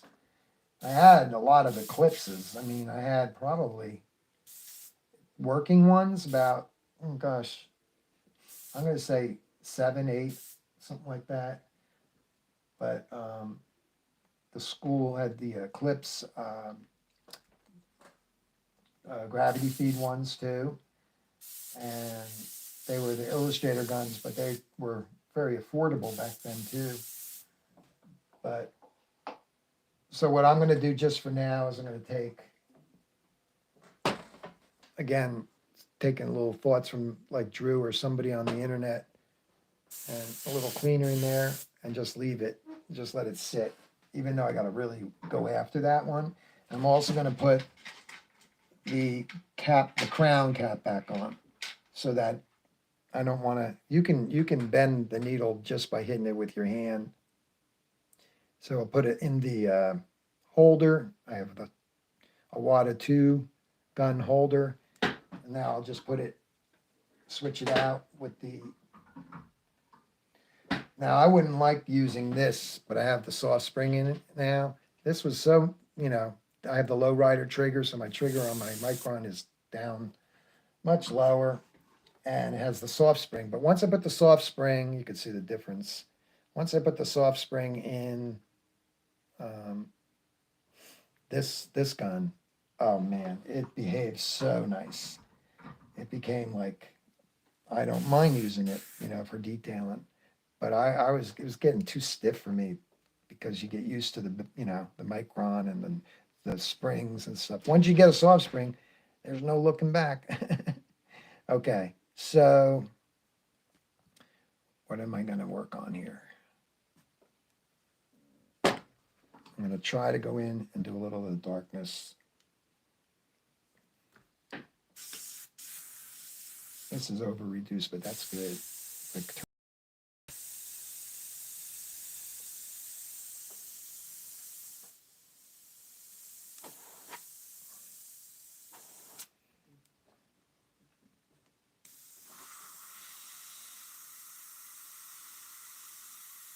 little things going on here. They're like little gray tones, and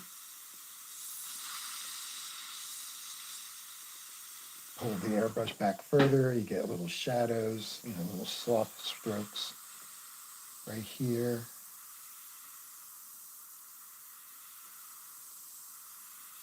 Not bad for a blind guy, right? Oh boy, I shouldn't say that because people lost their eyesight. Mine's almost gone, but I'm gonna fight to the end. It's not almost gone. The one eye is, but the other, they can't.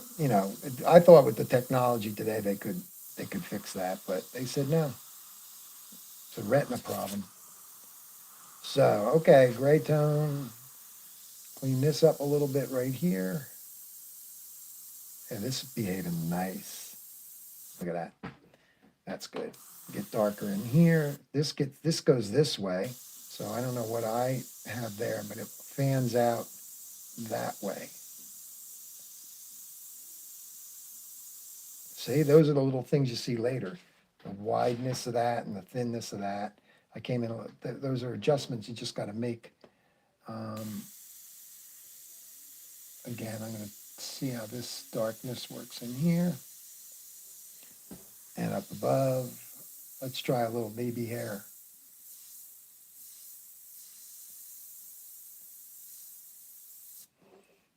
So I'll get out a stencil that can give me a line, just a baby one. So you got stuff like this, where you have a little tip or something like that, or you got, so you look for something. I could probably use, I'm looking at this size-wise, and I'm going to try to use, might be okay, right there.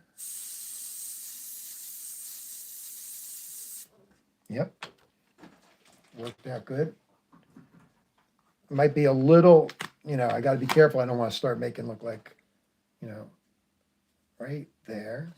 That's with the lighting. I hope you guys can see that. Because the little hairs are just shooting up there. I'll do one more. I need to turn them and make them go that way a little bit. So here's a nice cluster. This is an eyebrow. And you can flip it, right? And you can get the direction like that. So I'll just put that. Gotta just kind of, let me pin it and try to find where I am. All right, I'll try one. Maybe a couple right in here.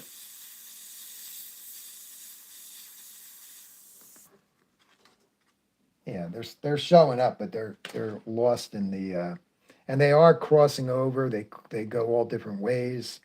So you could get, better for a little example would be, get a piece of copy paper.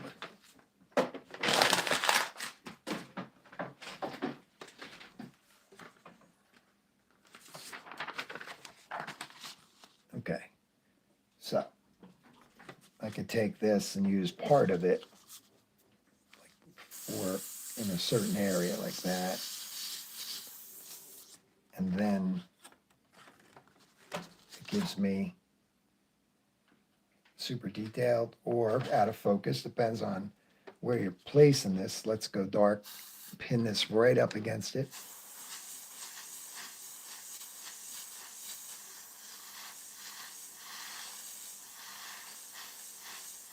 And you get the more stencil, but accurate. It still could be out of focus. And then I have the hair stencil. This is all from Drew. Okay, so this is like a, I'm going to pull this out, the camera. He has a School of Realism, the store. You can get this stuff. Or you can buy individual stencils, or you can buy the kits. Like this is, Okay, so let's get this and do like a bigger hair. I'm just opening this up. See, it's like a hinge. You can open it and close it. So I'm just going to open it a little bit and try to make the finest little hair right there.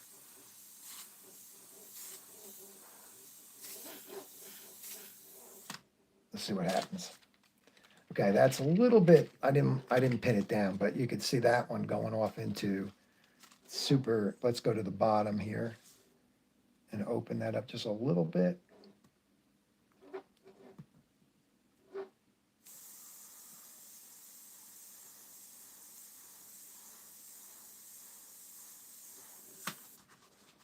That was a really good example, that one. So imagine spraying lighter and having the hairs all going, whatever, the other little extra hairs coming off on when you're doing portraits or even animals like this right there. There it is, right? That. It's a little out of focus there. That I want to find the placement. I don't want to just randomly put that on there. I do see that one. So that is placed correctly. So wipe off this a little bit. And I will go for that one. It's got a little, it's kind of straight. So this one's kind of straight right here. I put it up against the one edge, pin it, open it up. Let's find that pencil line. And I'm going to keep it really skinny. That might even be too fat. Let's go skinnier. There we go.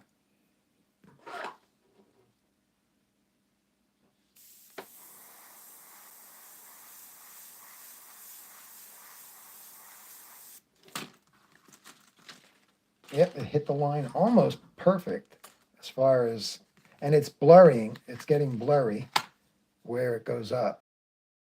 You know, you just spray less, but that's where it is. I mean, there's the pencil line just off a smidge, and then there's another one coming this way. And once all those details get put in, it starts to really come up, you know. These are out of focus, and then they sharpen up there. So you would spray here and then pull away and let the thing lift off the surface, like, you know, a raised shields away from the surface. All right. Let's see how this behaves in here for a little tightening up in here.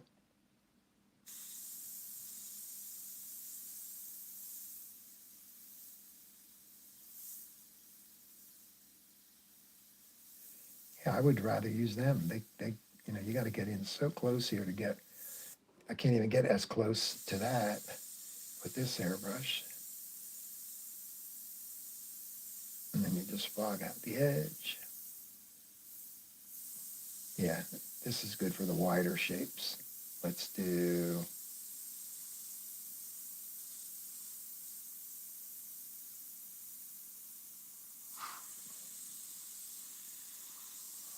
these are kind of grayed out.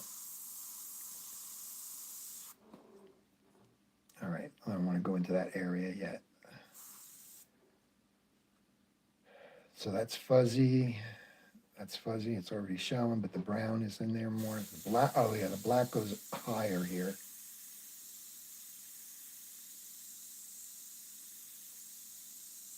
Those are the little things you start finding as you're doing the painting. Like, oh, wait, that goes up high. That's rounder. This is whatever, you know. Okay, for the sake of making this little mistake earlier in the video, I think I'll correct it, and I'll end the video with that correction. So what I'm going to do is get a clean airbrush, this one. I could steal a color cup from, let's see. Yeah, let me steal the color cup. I have one more HP Plus over on the sideline. This one, I bent the needle, and I can fix that needle. There's a good example of my note, bent needle. What I did was I was working and I came up and I actually hit my lamp or something right on the live feed, and it hooked really bad. So it's backed out right now. So what I'm going to do is get this color cup because it's clean, I do believe. Yep. Just take that off and switch it out.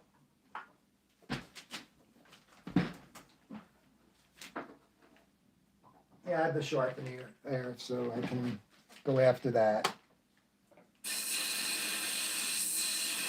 It needs a little extra help because the hook was bad, so I have to kind of take a tool and get the big hook off, and then once I get it to where it looks pretty straight, then I can go in and use the sharpen air, which I haven't bought a needle in a long time.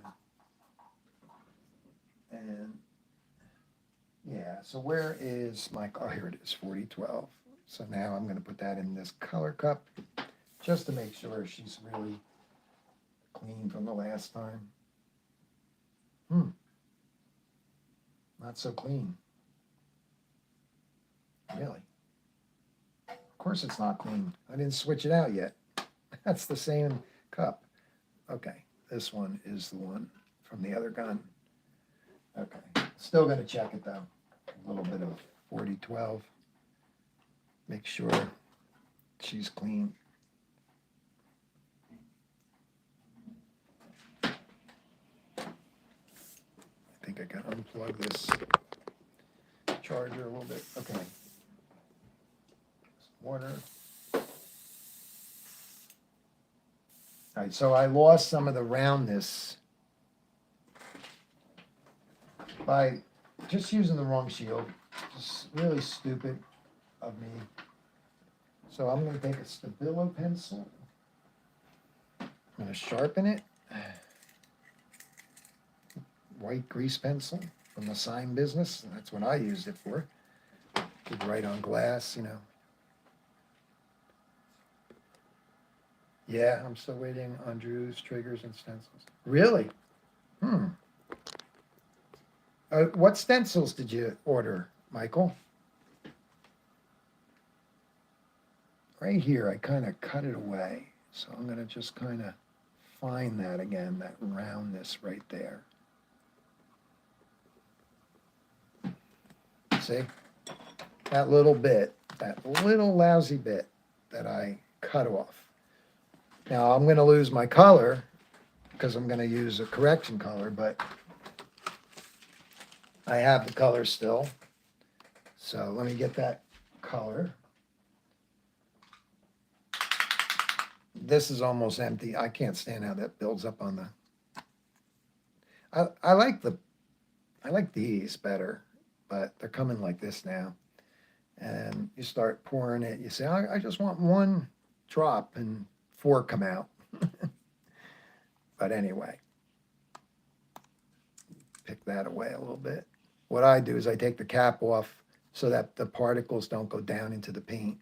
So I have certain things you buy the bigger stuff, right? Like the 4 ounce, 8 ounce, I'm sorry, 8 ounce.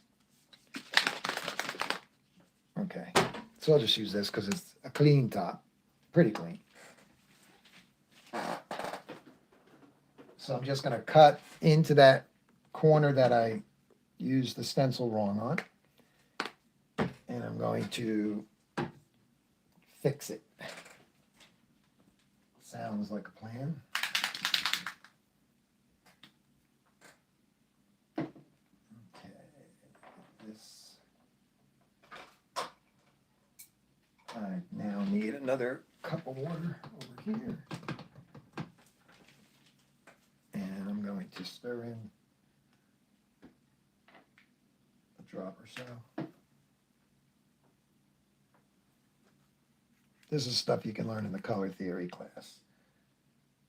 But just know that I can fix this.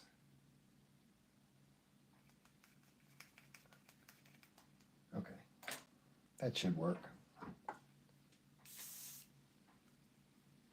Again, having the stencils from the copy paper, it's like they're right over there somewhere. And the shapes, that iris was already, could be cut out, right? But now I can actually go in and say, all right, well, let me go over to Staples for next week and get, more copies and go after some tight stencil cutting, maybe for some of the fur. I'm winging it. Okay, I like this edge. That's what I probably used, but I went too far. So let me just get that round part right there. and bring back some roundness. You're alive. What happened? I wasn't live? All right. So I'm losing some of the, well, I'll freehand this.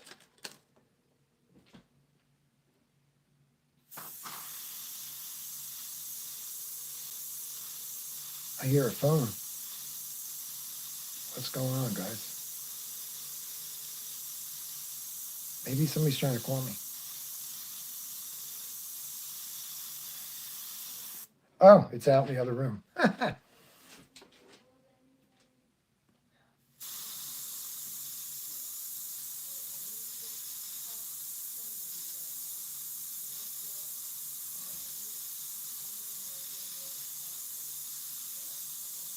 Just gonna hide in the edge.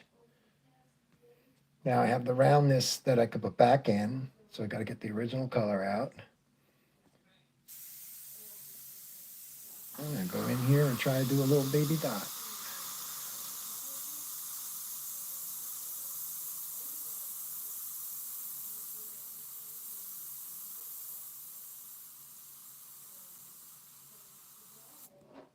That's there, little speckles. So I have to fog out this edge here a little bit more.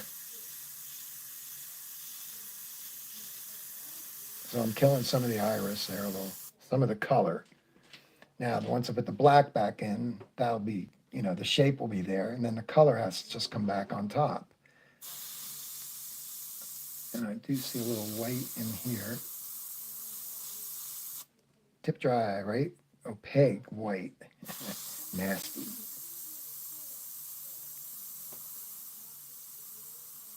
Yeah, this is behaving nice. I like this.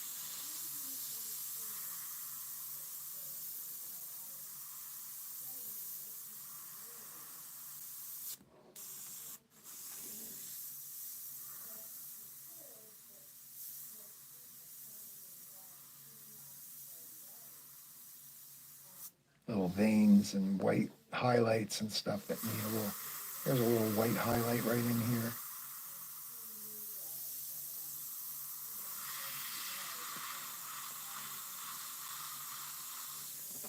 Then the color has to go over that again. I don't want to get too far ahead of myself. There's little veins and all kinds of things in there. So is that right? I think we're good there. All right. I'm going to go over here and put that out of focus dot. It feel like, oh, I'm ruining it, but I'm not ruining it. It's repairing it. Come on, air pressure. Right here, a little out of focus, stay back a little bit and get that little out of focus glow right there. Right there. And I see one up here. It's subtle. This one's a little bit more subtle. Just using a pump stroke. Like that. Just like up and down. Well, I can't, you hold the air down and you just go back and forth a little bit.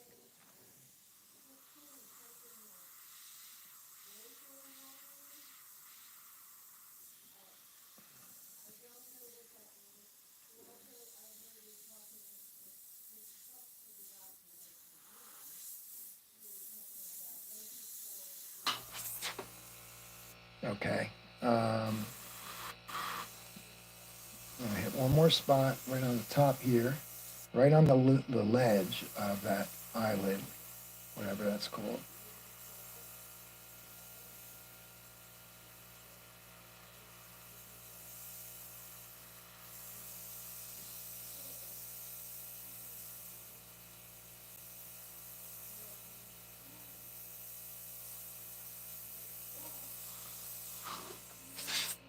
All kinds of little details. There'll be more over in here.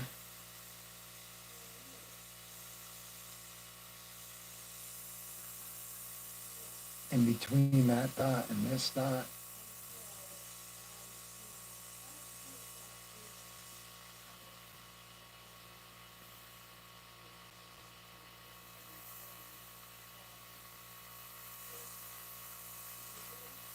That's too fat, so I'll just bring the black back over it. Another out of focus one down here.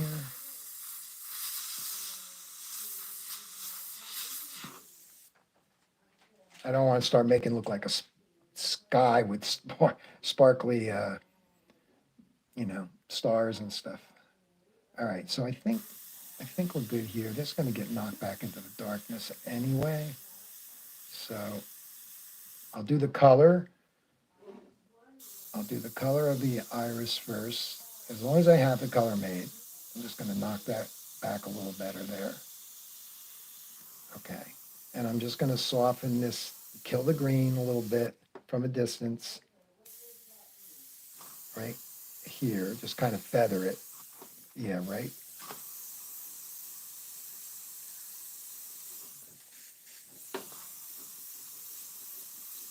Yeah, just feather that so it melts in a little better. Okay, let's try the color now. Hopefully I have some color. Let me see.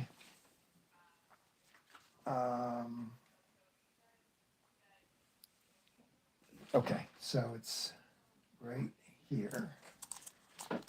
Oh, I hope I have some. Doesn't look like it. I didn't really think I needed the eye color because yeah, it's all dried up. Okay, so I have to make that. So what I have, and I'm not going to make it right now because, so I have my notes. This is dried up. And even if I start making it, this dried up color starts to show you the color. That's white down there. I just put it in. If I use the same cup, but I'll use a new cup. But I have my Viridian. I have my W for white, CB, Cobalt, touch of red, and I mean a speckle, right? Opposite of green. Um, it looks like blue violet and burnt umber and burnt sienna, believe it or not, were in this green. How much? That's a whole nother story, right? So what I can do, at least, you know that's there. I'll just go back to the black and at least tighten that up a little bit. This was not a transparent area, so it will be a covering color. But I didn't have to worry, like I ruined the edge of the iris, but it's like, it's not a nightmare. Because when you're working with repairs and colors that are opaque, they can hide, they can cover a pencil line, right? All right, where's my black? Oh, there it is. So all I'm doing is taking the black, because I'm getting low, and just putting a little bit, whoops, right in there. But I want a little bit of distilled water in there, a couple drops. And now I'm gonna try to touch up the black area. Or as I said, try. If I mess up, I'm not going to. Then I would have to do the same thing.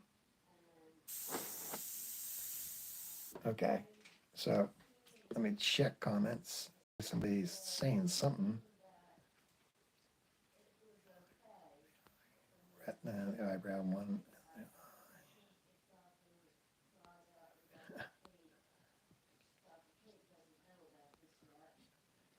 Use a dropper, huh? Yeah, that's another way out. The eyedropper. It's a good thing. Yeah, I don't like those lids either. I don't know why they did that.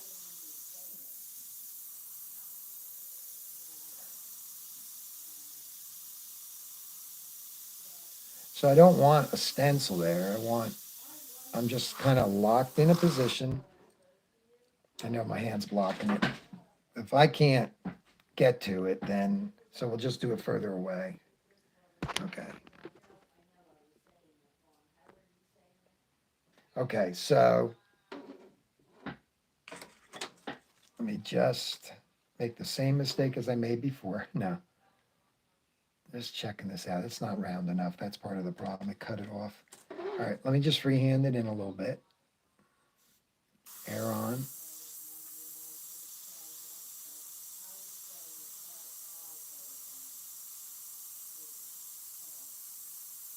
I'm just taking my time. And as you walk it closer to the edge, you get that very realistic, because of the airbrush, you get that blurry edge.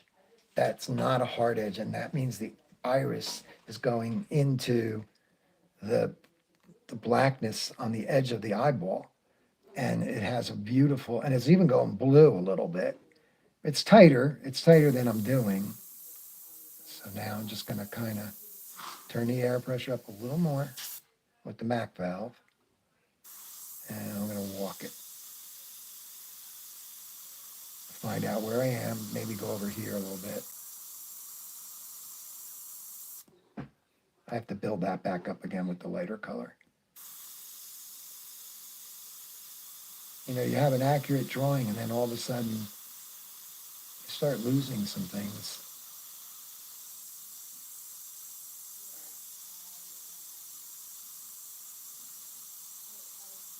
Whoops, missed. That's all right though. That I don't know if that was eyesight or just not paying attention to. It's so small. I'm gonna blame eyesight.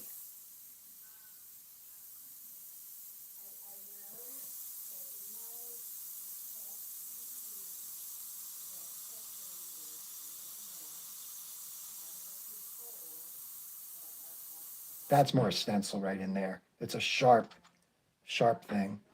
But you can see it getting repaired. Now imagine just putting the green back. Just use your imagination. Putting the green back on top, and it's all repaired. Now, there's a highlight here. I got to find my highlight, and I've got darker browns in here. So first I'm going to take this black.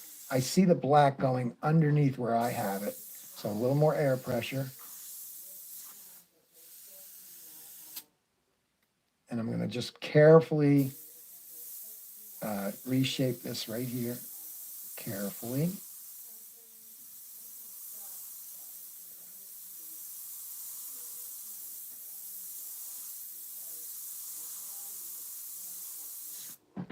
Yeah. So the black's going to walk out onto the color. And let's just go in here a little tighter.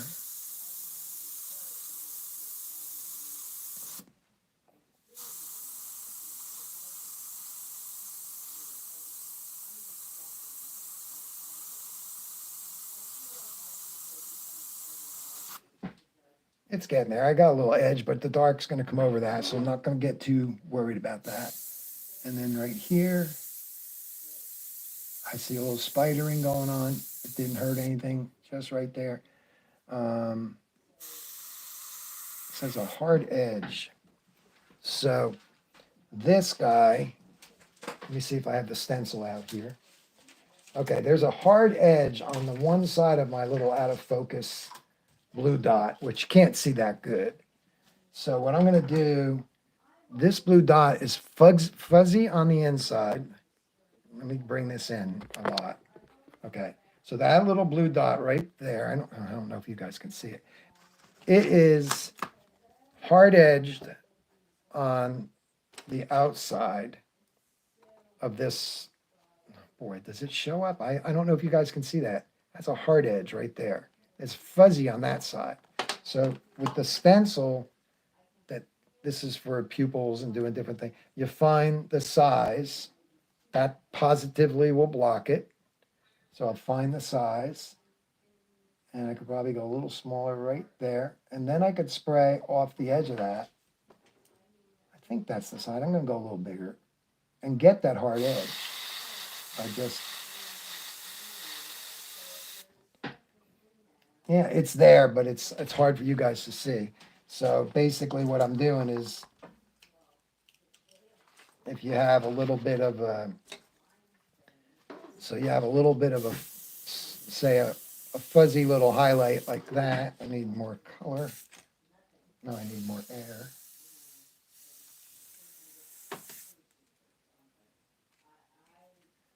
Okay, so say that's the highlight of the blue right there. One side of it is a harder edge. So I could come in like, let's put some color around it. So let's see, that would be lighter. So let's put dark around it. Or we should spare it like this. Kind of like that, where you get, and then this side becomes fuzzy. So it's like a fuzzy side and a harder side. Like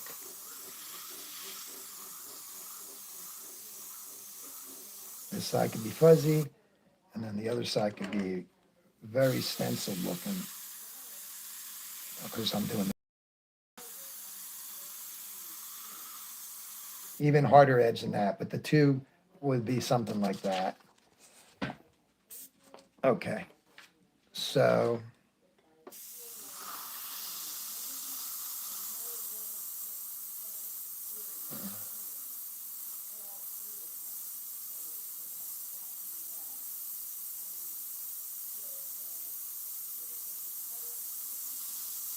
just little tweaks that maybe you guys can't see.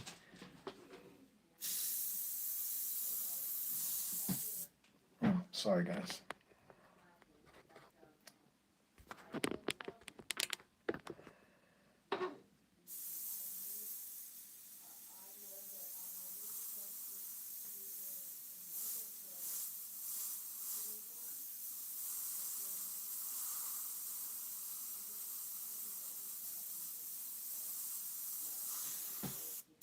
Okay. That's good. Do that one more time because I can see it. I don't think you guys can see that.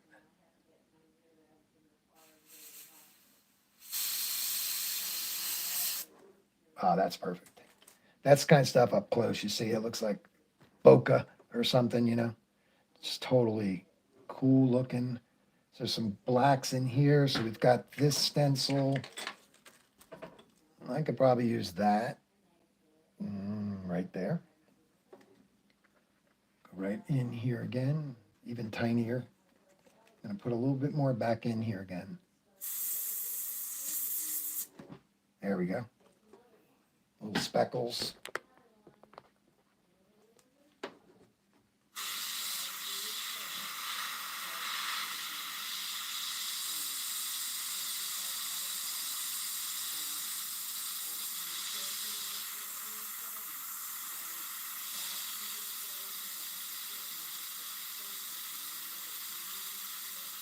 Crazy detailing, right?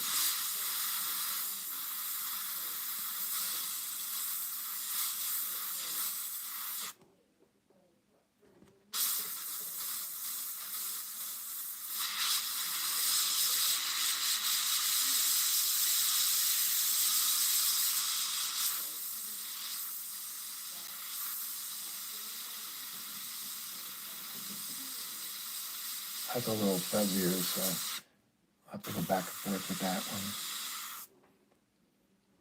one. Yeah, those speckles look really good there.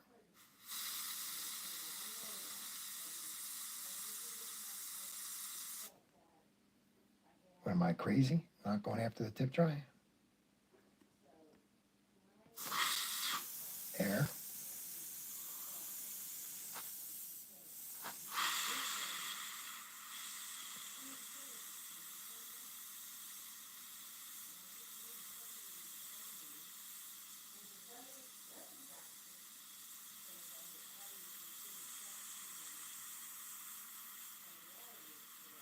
Kind of staying away from this, making a dark spot without a dot, just like fuzzy dark spots. There's one here. See, my hand turns off the air. So let's back up. Hey, thank you so much, Patty. Thank you. Okay, so been doing some, little repair here because I killed the actual roundness with a stencil. So let's back out even more. Here we go. Just trying to get this to, hold on. There. That's crooked. There. What's going on here? There we go. All right, so that's a repair, and it just got messed up a little more by possibly the color cup. Yep. Okay, there's a good example of the side cup. hitting the same area I just touched up. That's not good. You know, that's where the bee would come in nice because you can't do that. So anyway, such is the way it goes.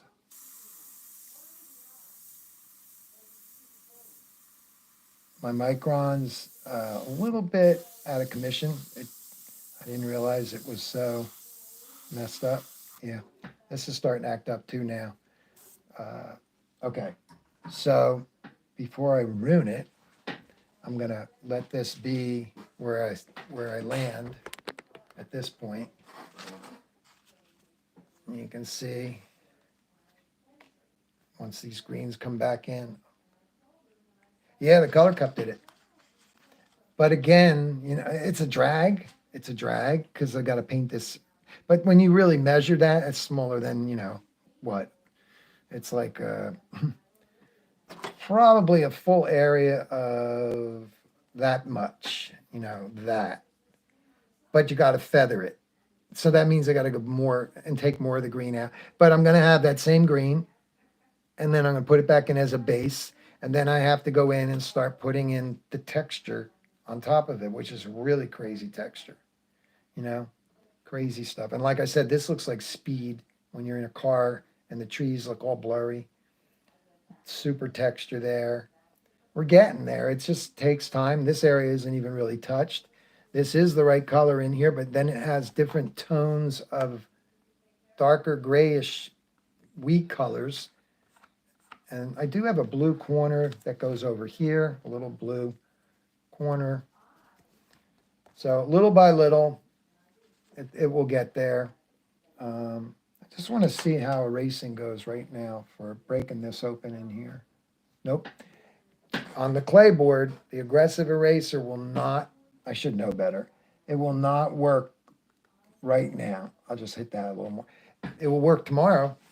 It won't work until it really sets up and the paint hardens, because that's just the way it is on the clay board. I can go in with the aggressive eraser in an area like this, and you can clean up an area just like that. You know, I'm going to probably use transparents here to tint areas.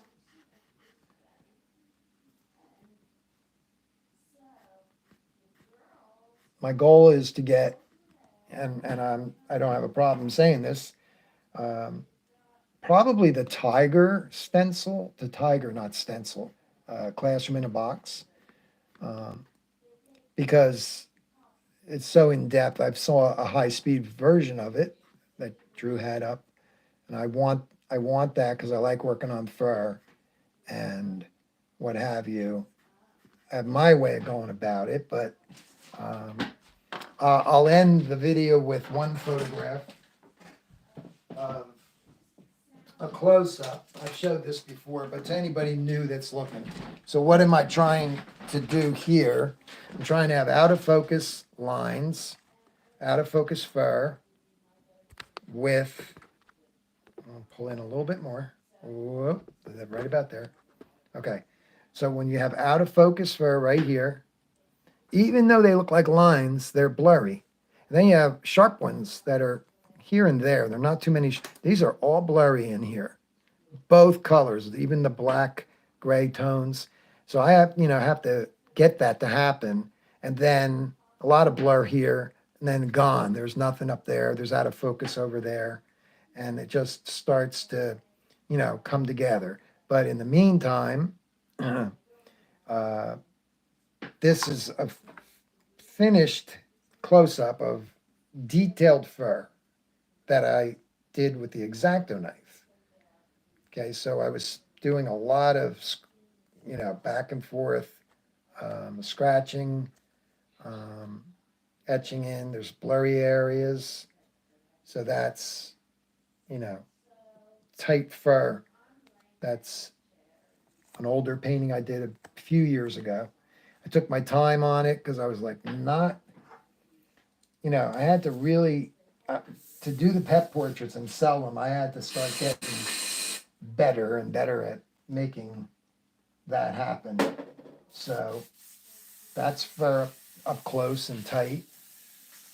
And now we're gonna, and thank you for the likes. I really appreciate that. Liking the video, uh, anyone that likes it. And there's a lot of people that watch it, they might like it, but they don't think to click on the like button. Um, and I always wonder why guys say, don't forget to like and subscribe. Well, that moves the channel into a bigger audience. And plus it lets the artist know, hey, somebody likes, they really like me. It lets the person know that, hey, there's response, there's some of the stuff you're doing is being appreciated and that kind of stuff. It's free. There's gonna be a charge when I do the whatchamacallit there, what do you call it? Zoom classes and stuff like that. But in the meantime, you know, right now this is not, nobody's paying for this. So there's a little bit of erasing out some of the areas that are still out of focus. And then you could tint them, let's just do there. And I'm just making my own up here right now because I can block these out again. So let's go. I see that shape here. Let's cut through here a little bit. And you can kind of see it tightens up and gets more and more.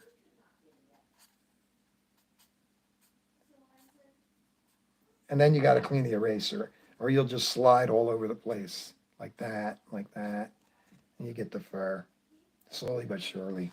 You can practice on a piece of clayboard, right? Just keep working it.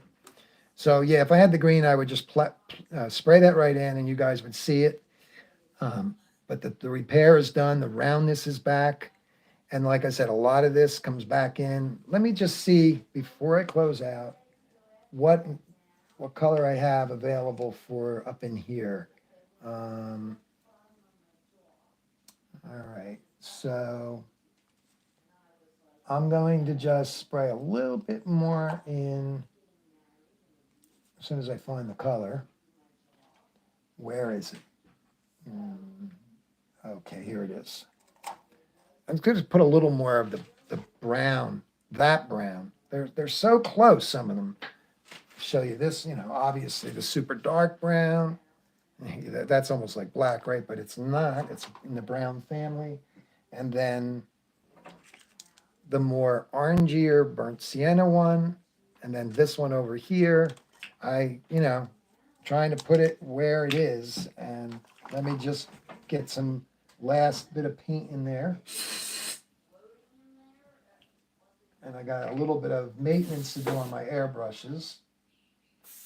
The product that I use for just soaking things is Createx Auto, what's it called?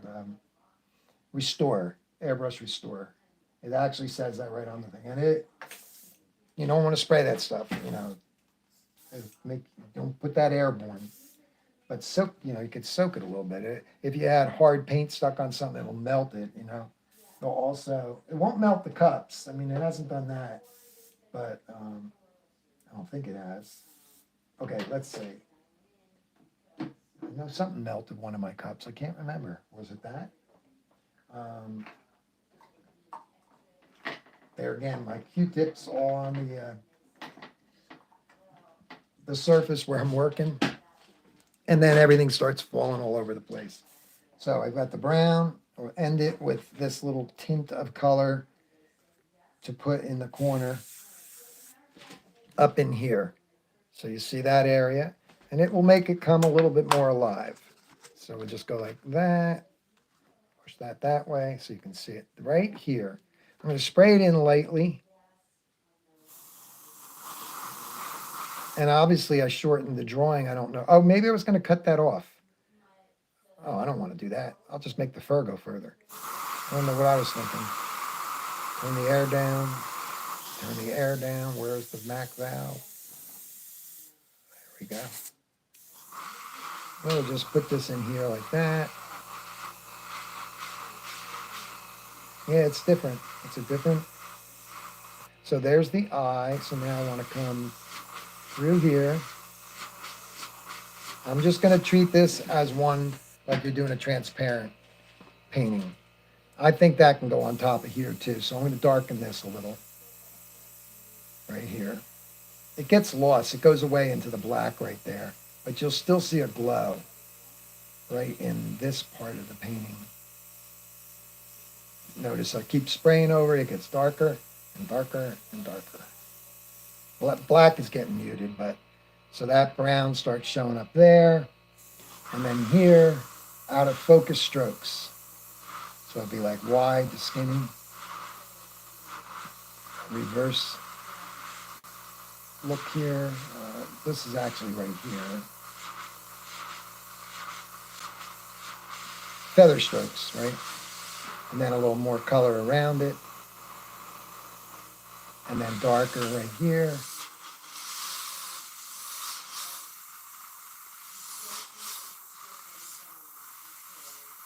Out of focus fur is easier to paint if you've got big shapes.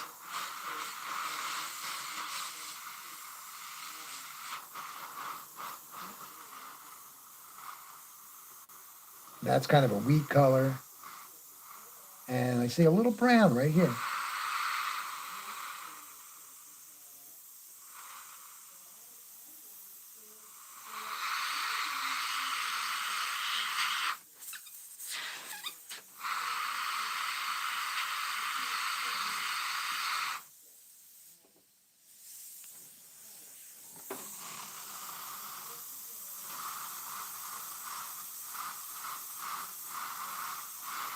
And then just lighter strokes because the airbrush can do that.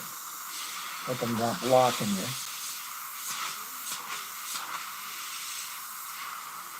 Just dust this in over here. I'm just going to go up here with that a little bit. Because the picture, like I said, really ended there. So I can still do whatever I want with that. This shape is a little fatter right here, so it doesn't go to a point right there. And then this side, it's a little skinnier. Freehand strokes. Looking for lights and darks. Now the transparent, this is like, it's not really a transparent, but it's sprayed. That's been on there for a while. You don't want to use the aggressive eraser on that. But these little strokes right in here can, let's see, right here, maybe one more little guy down there, and a dusting, just a little coating over it like that. Now you can come in with the soft eraser, not the aggressive eraser. And you could do things like lighten this area a little. I'll just do it quick.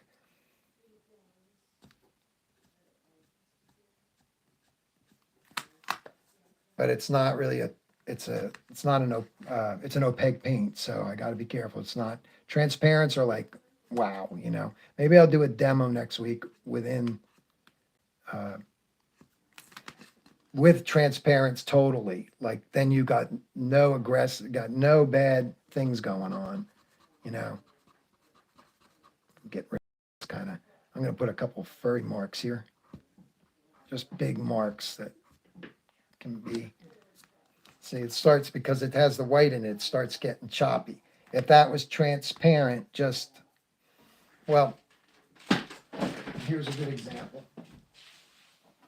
I keep getting more and more into little things here. And okay, let's get a little baby piece of clayboard. And I can show you more right away instead of trying to wait till next week. I'm into it. So here we go. So I'm going to just get a little bit of, where is it? Transparent, brown. I'll make my own up. It's going to be not burnt sienna, burnt umber. It's a little quieter. So I'm not trying to make no particular mixture. It's just burnt umber. But I'm going to thin it out just to demonstrate a couple of first strokes. Okay.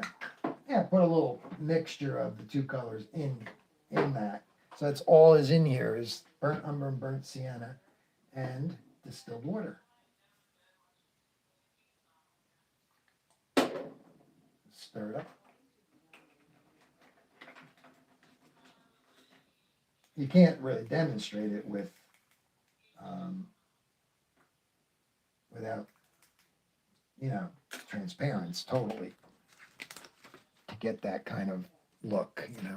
Okay, here we go. So the painting's on the side.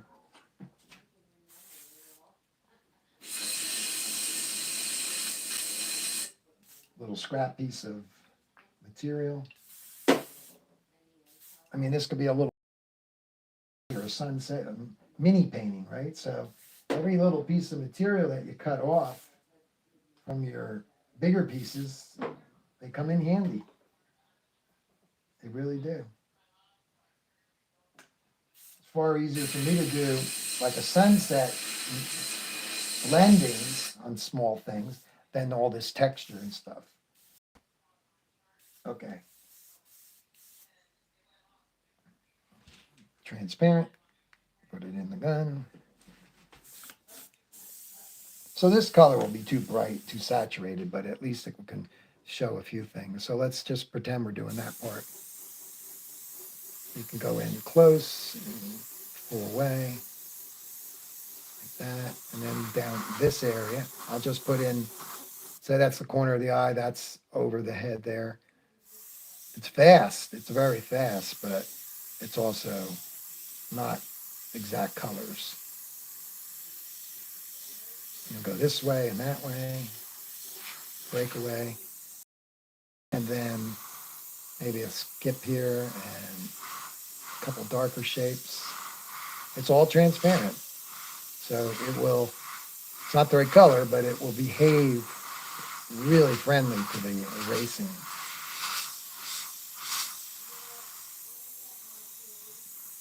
Okay, so we'll just use that and maybe just a little color on the thing. Then you can come in and start doing things to that. There's like a light area here. It'll behave. It won't get all burnished looking. So let's say we're going to come back. And even later on the clay board, like the next day, it behaves even better.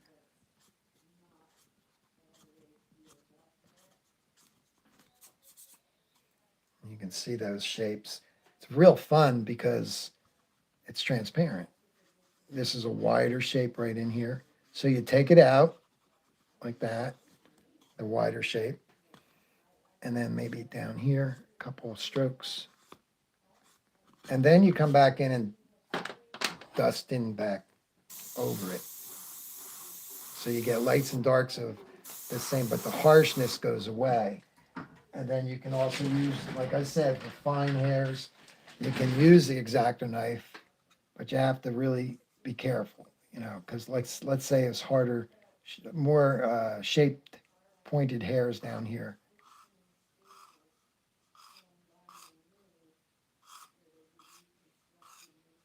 So what I did for that dog, I went like this, using the side of the blade. I don't want to overkill it there. So then I got that rough in, and then I tinted it, knocked it back into the picture like that. And then you go in and find little shapes like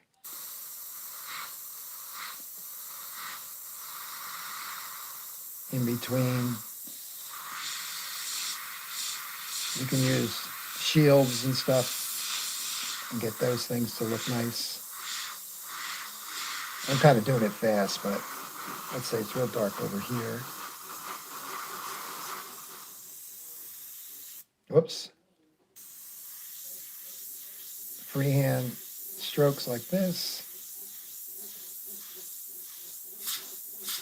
The old feather stroke, right? So that's pretty much the transparent style, right? Where you can kind of really get things to happen quick. But it's not an accurate mixture of the color.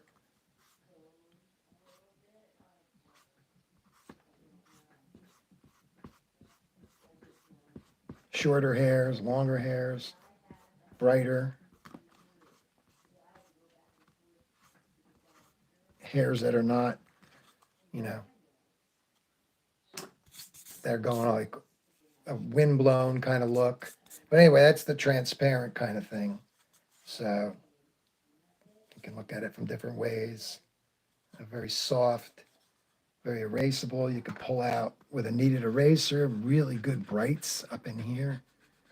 A kneaded eraser can kind of blend it nice. Pick out some spots that are really high spots, like that. And all of a sudden, you've got an area that's looking lit up over here, like that. So that's it, guys. I'm going to pack it in and clean some airbrushes and watch a movie or do something, right? So I can have fun with that all night.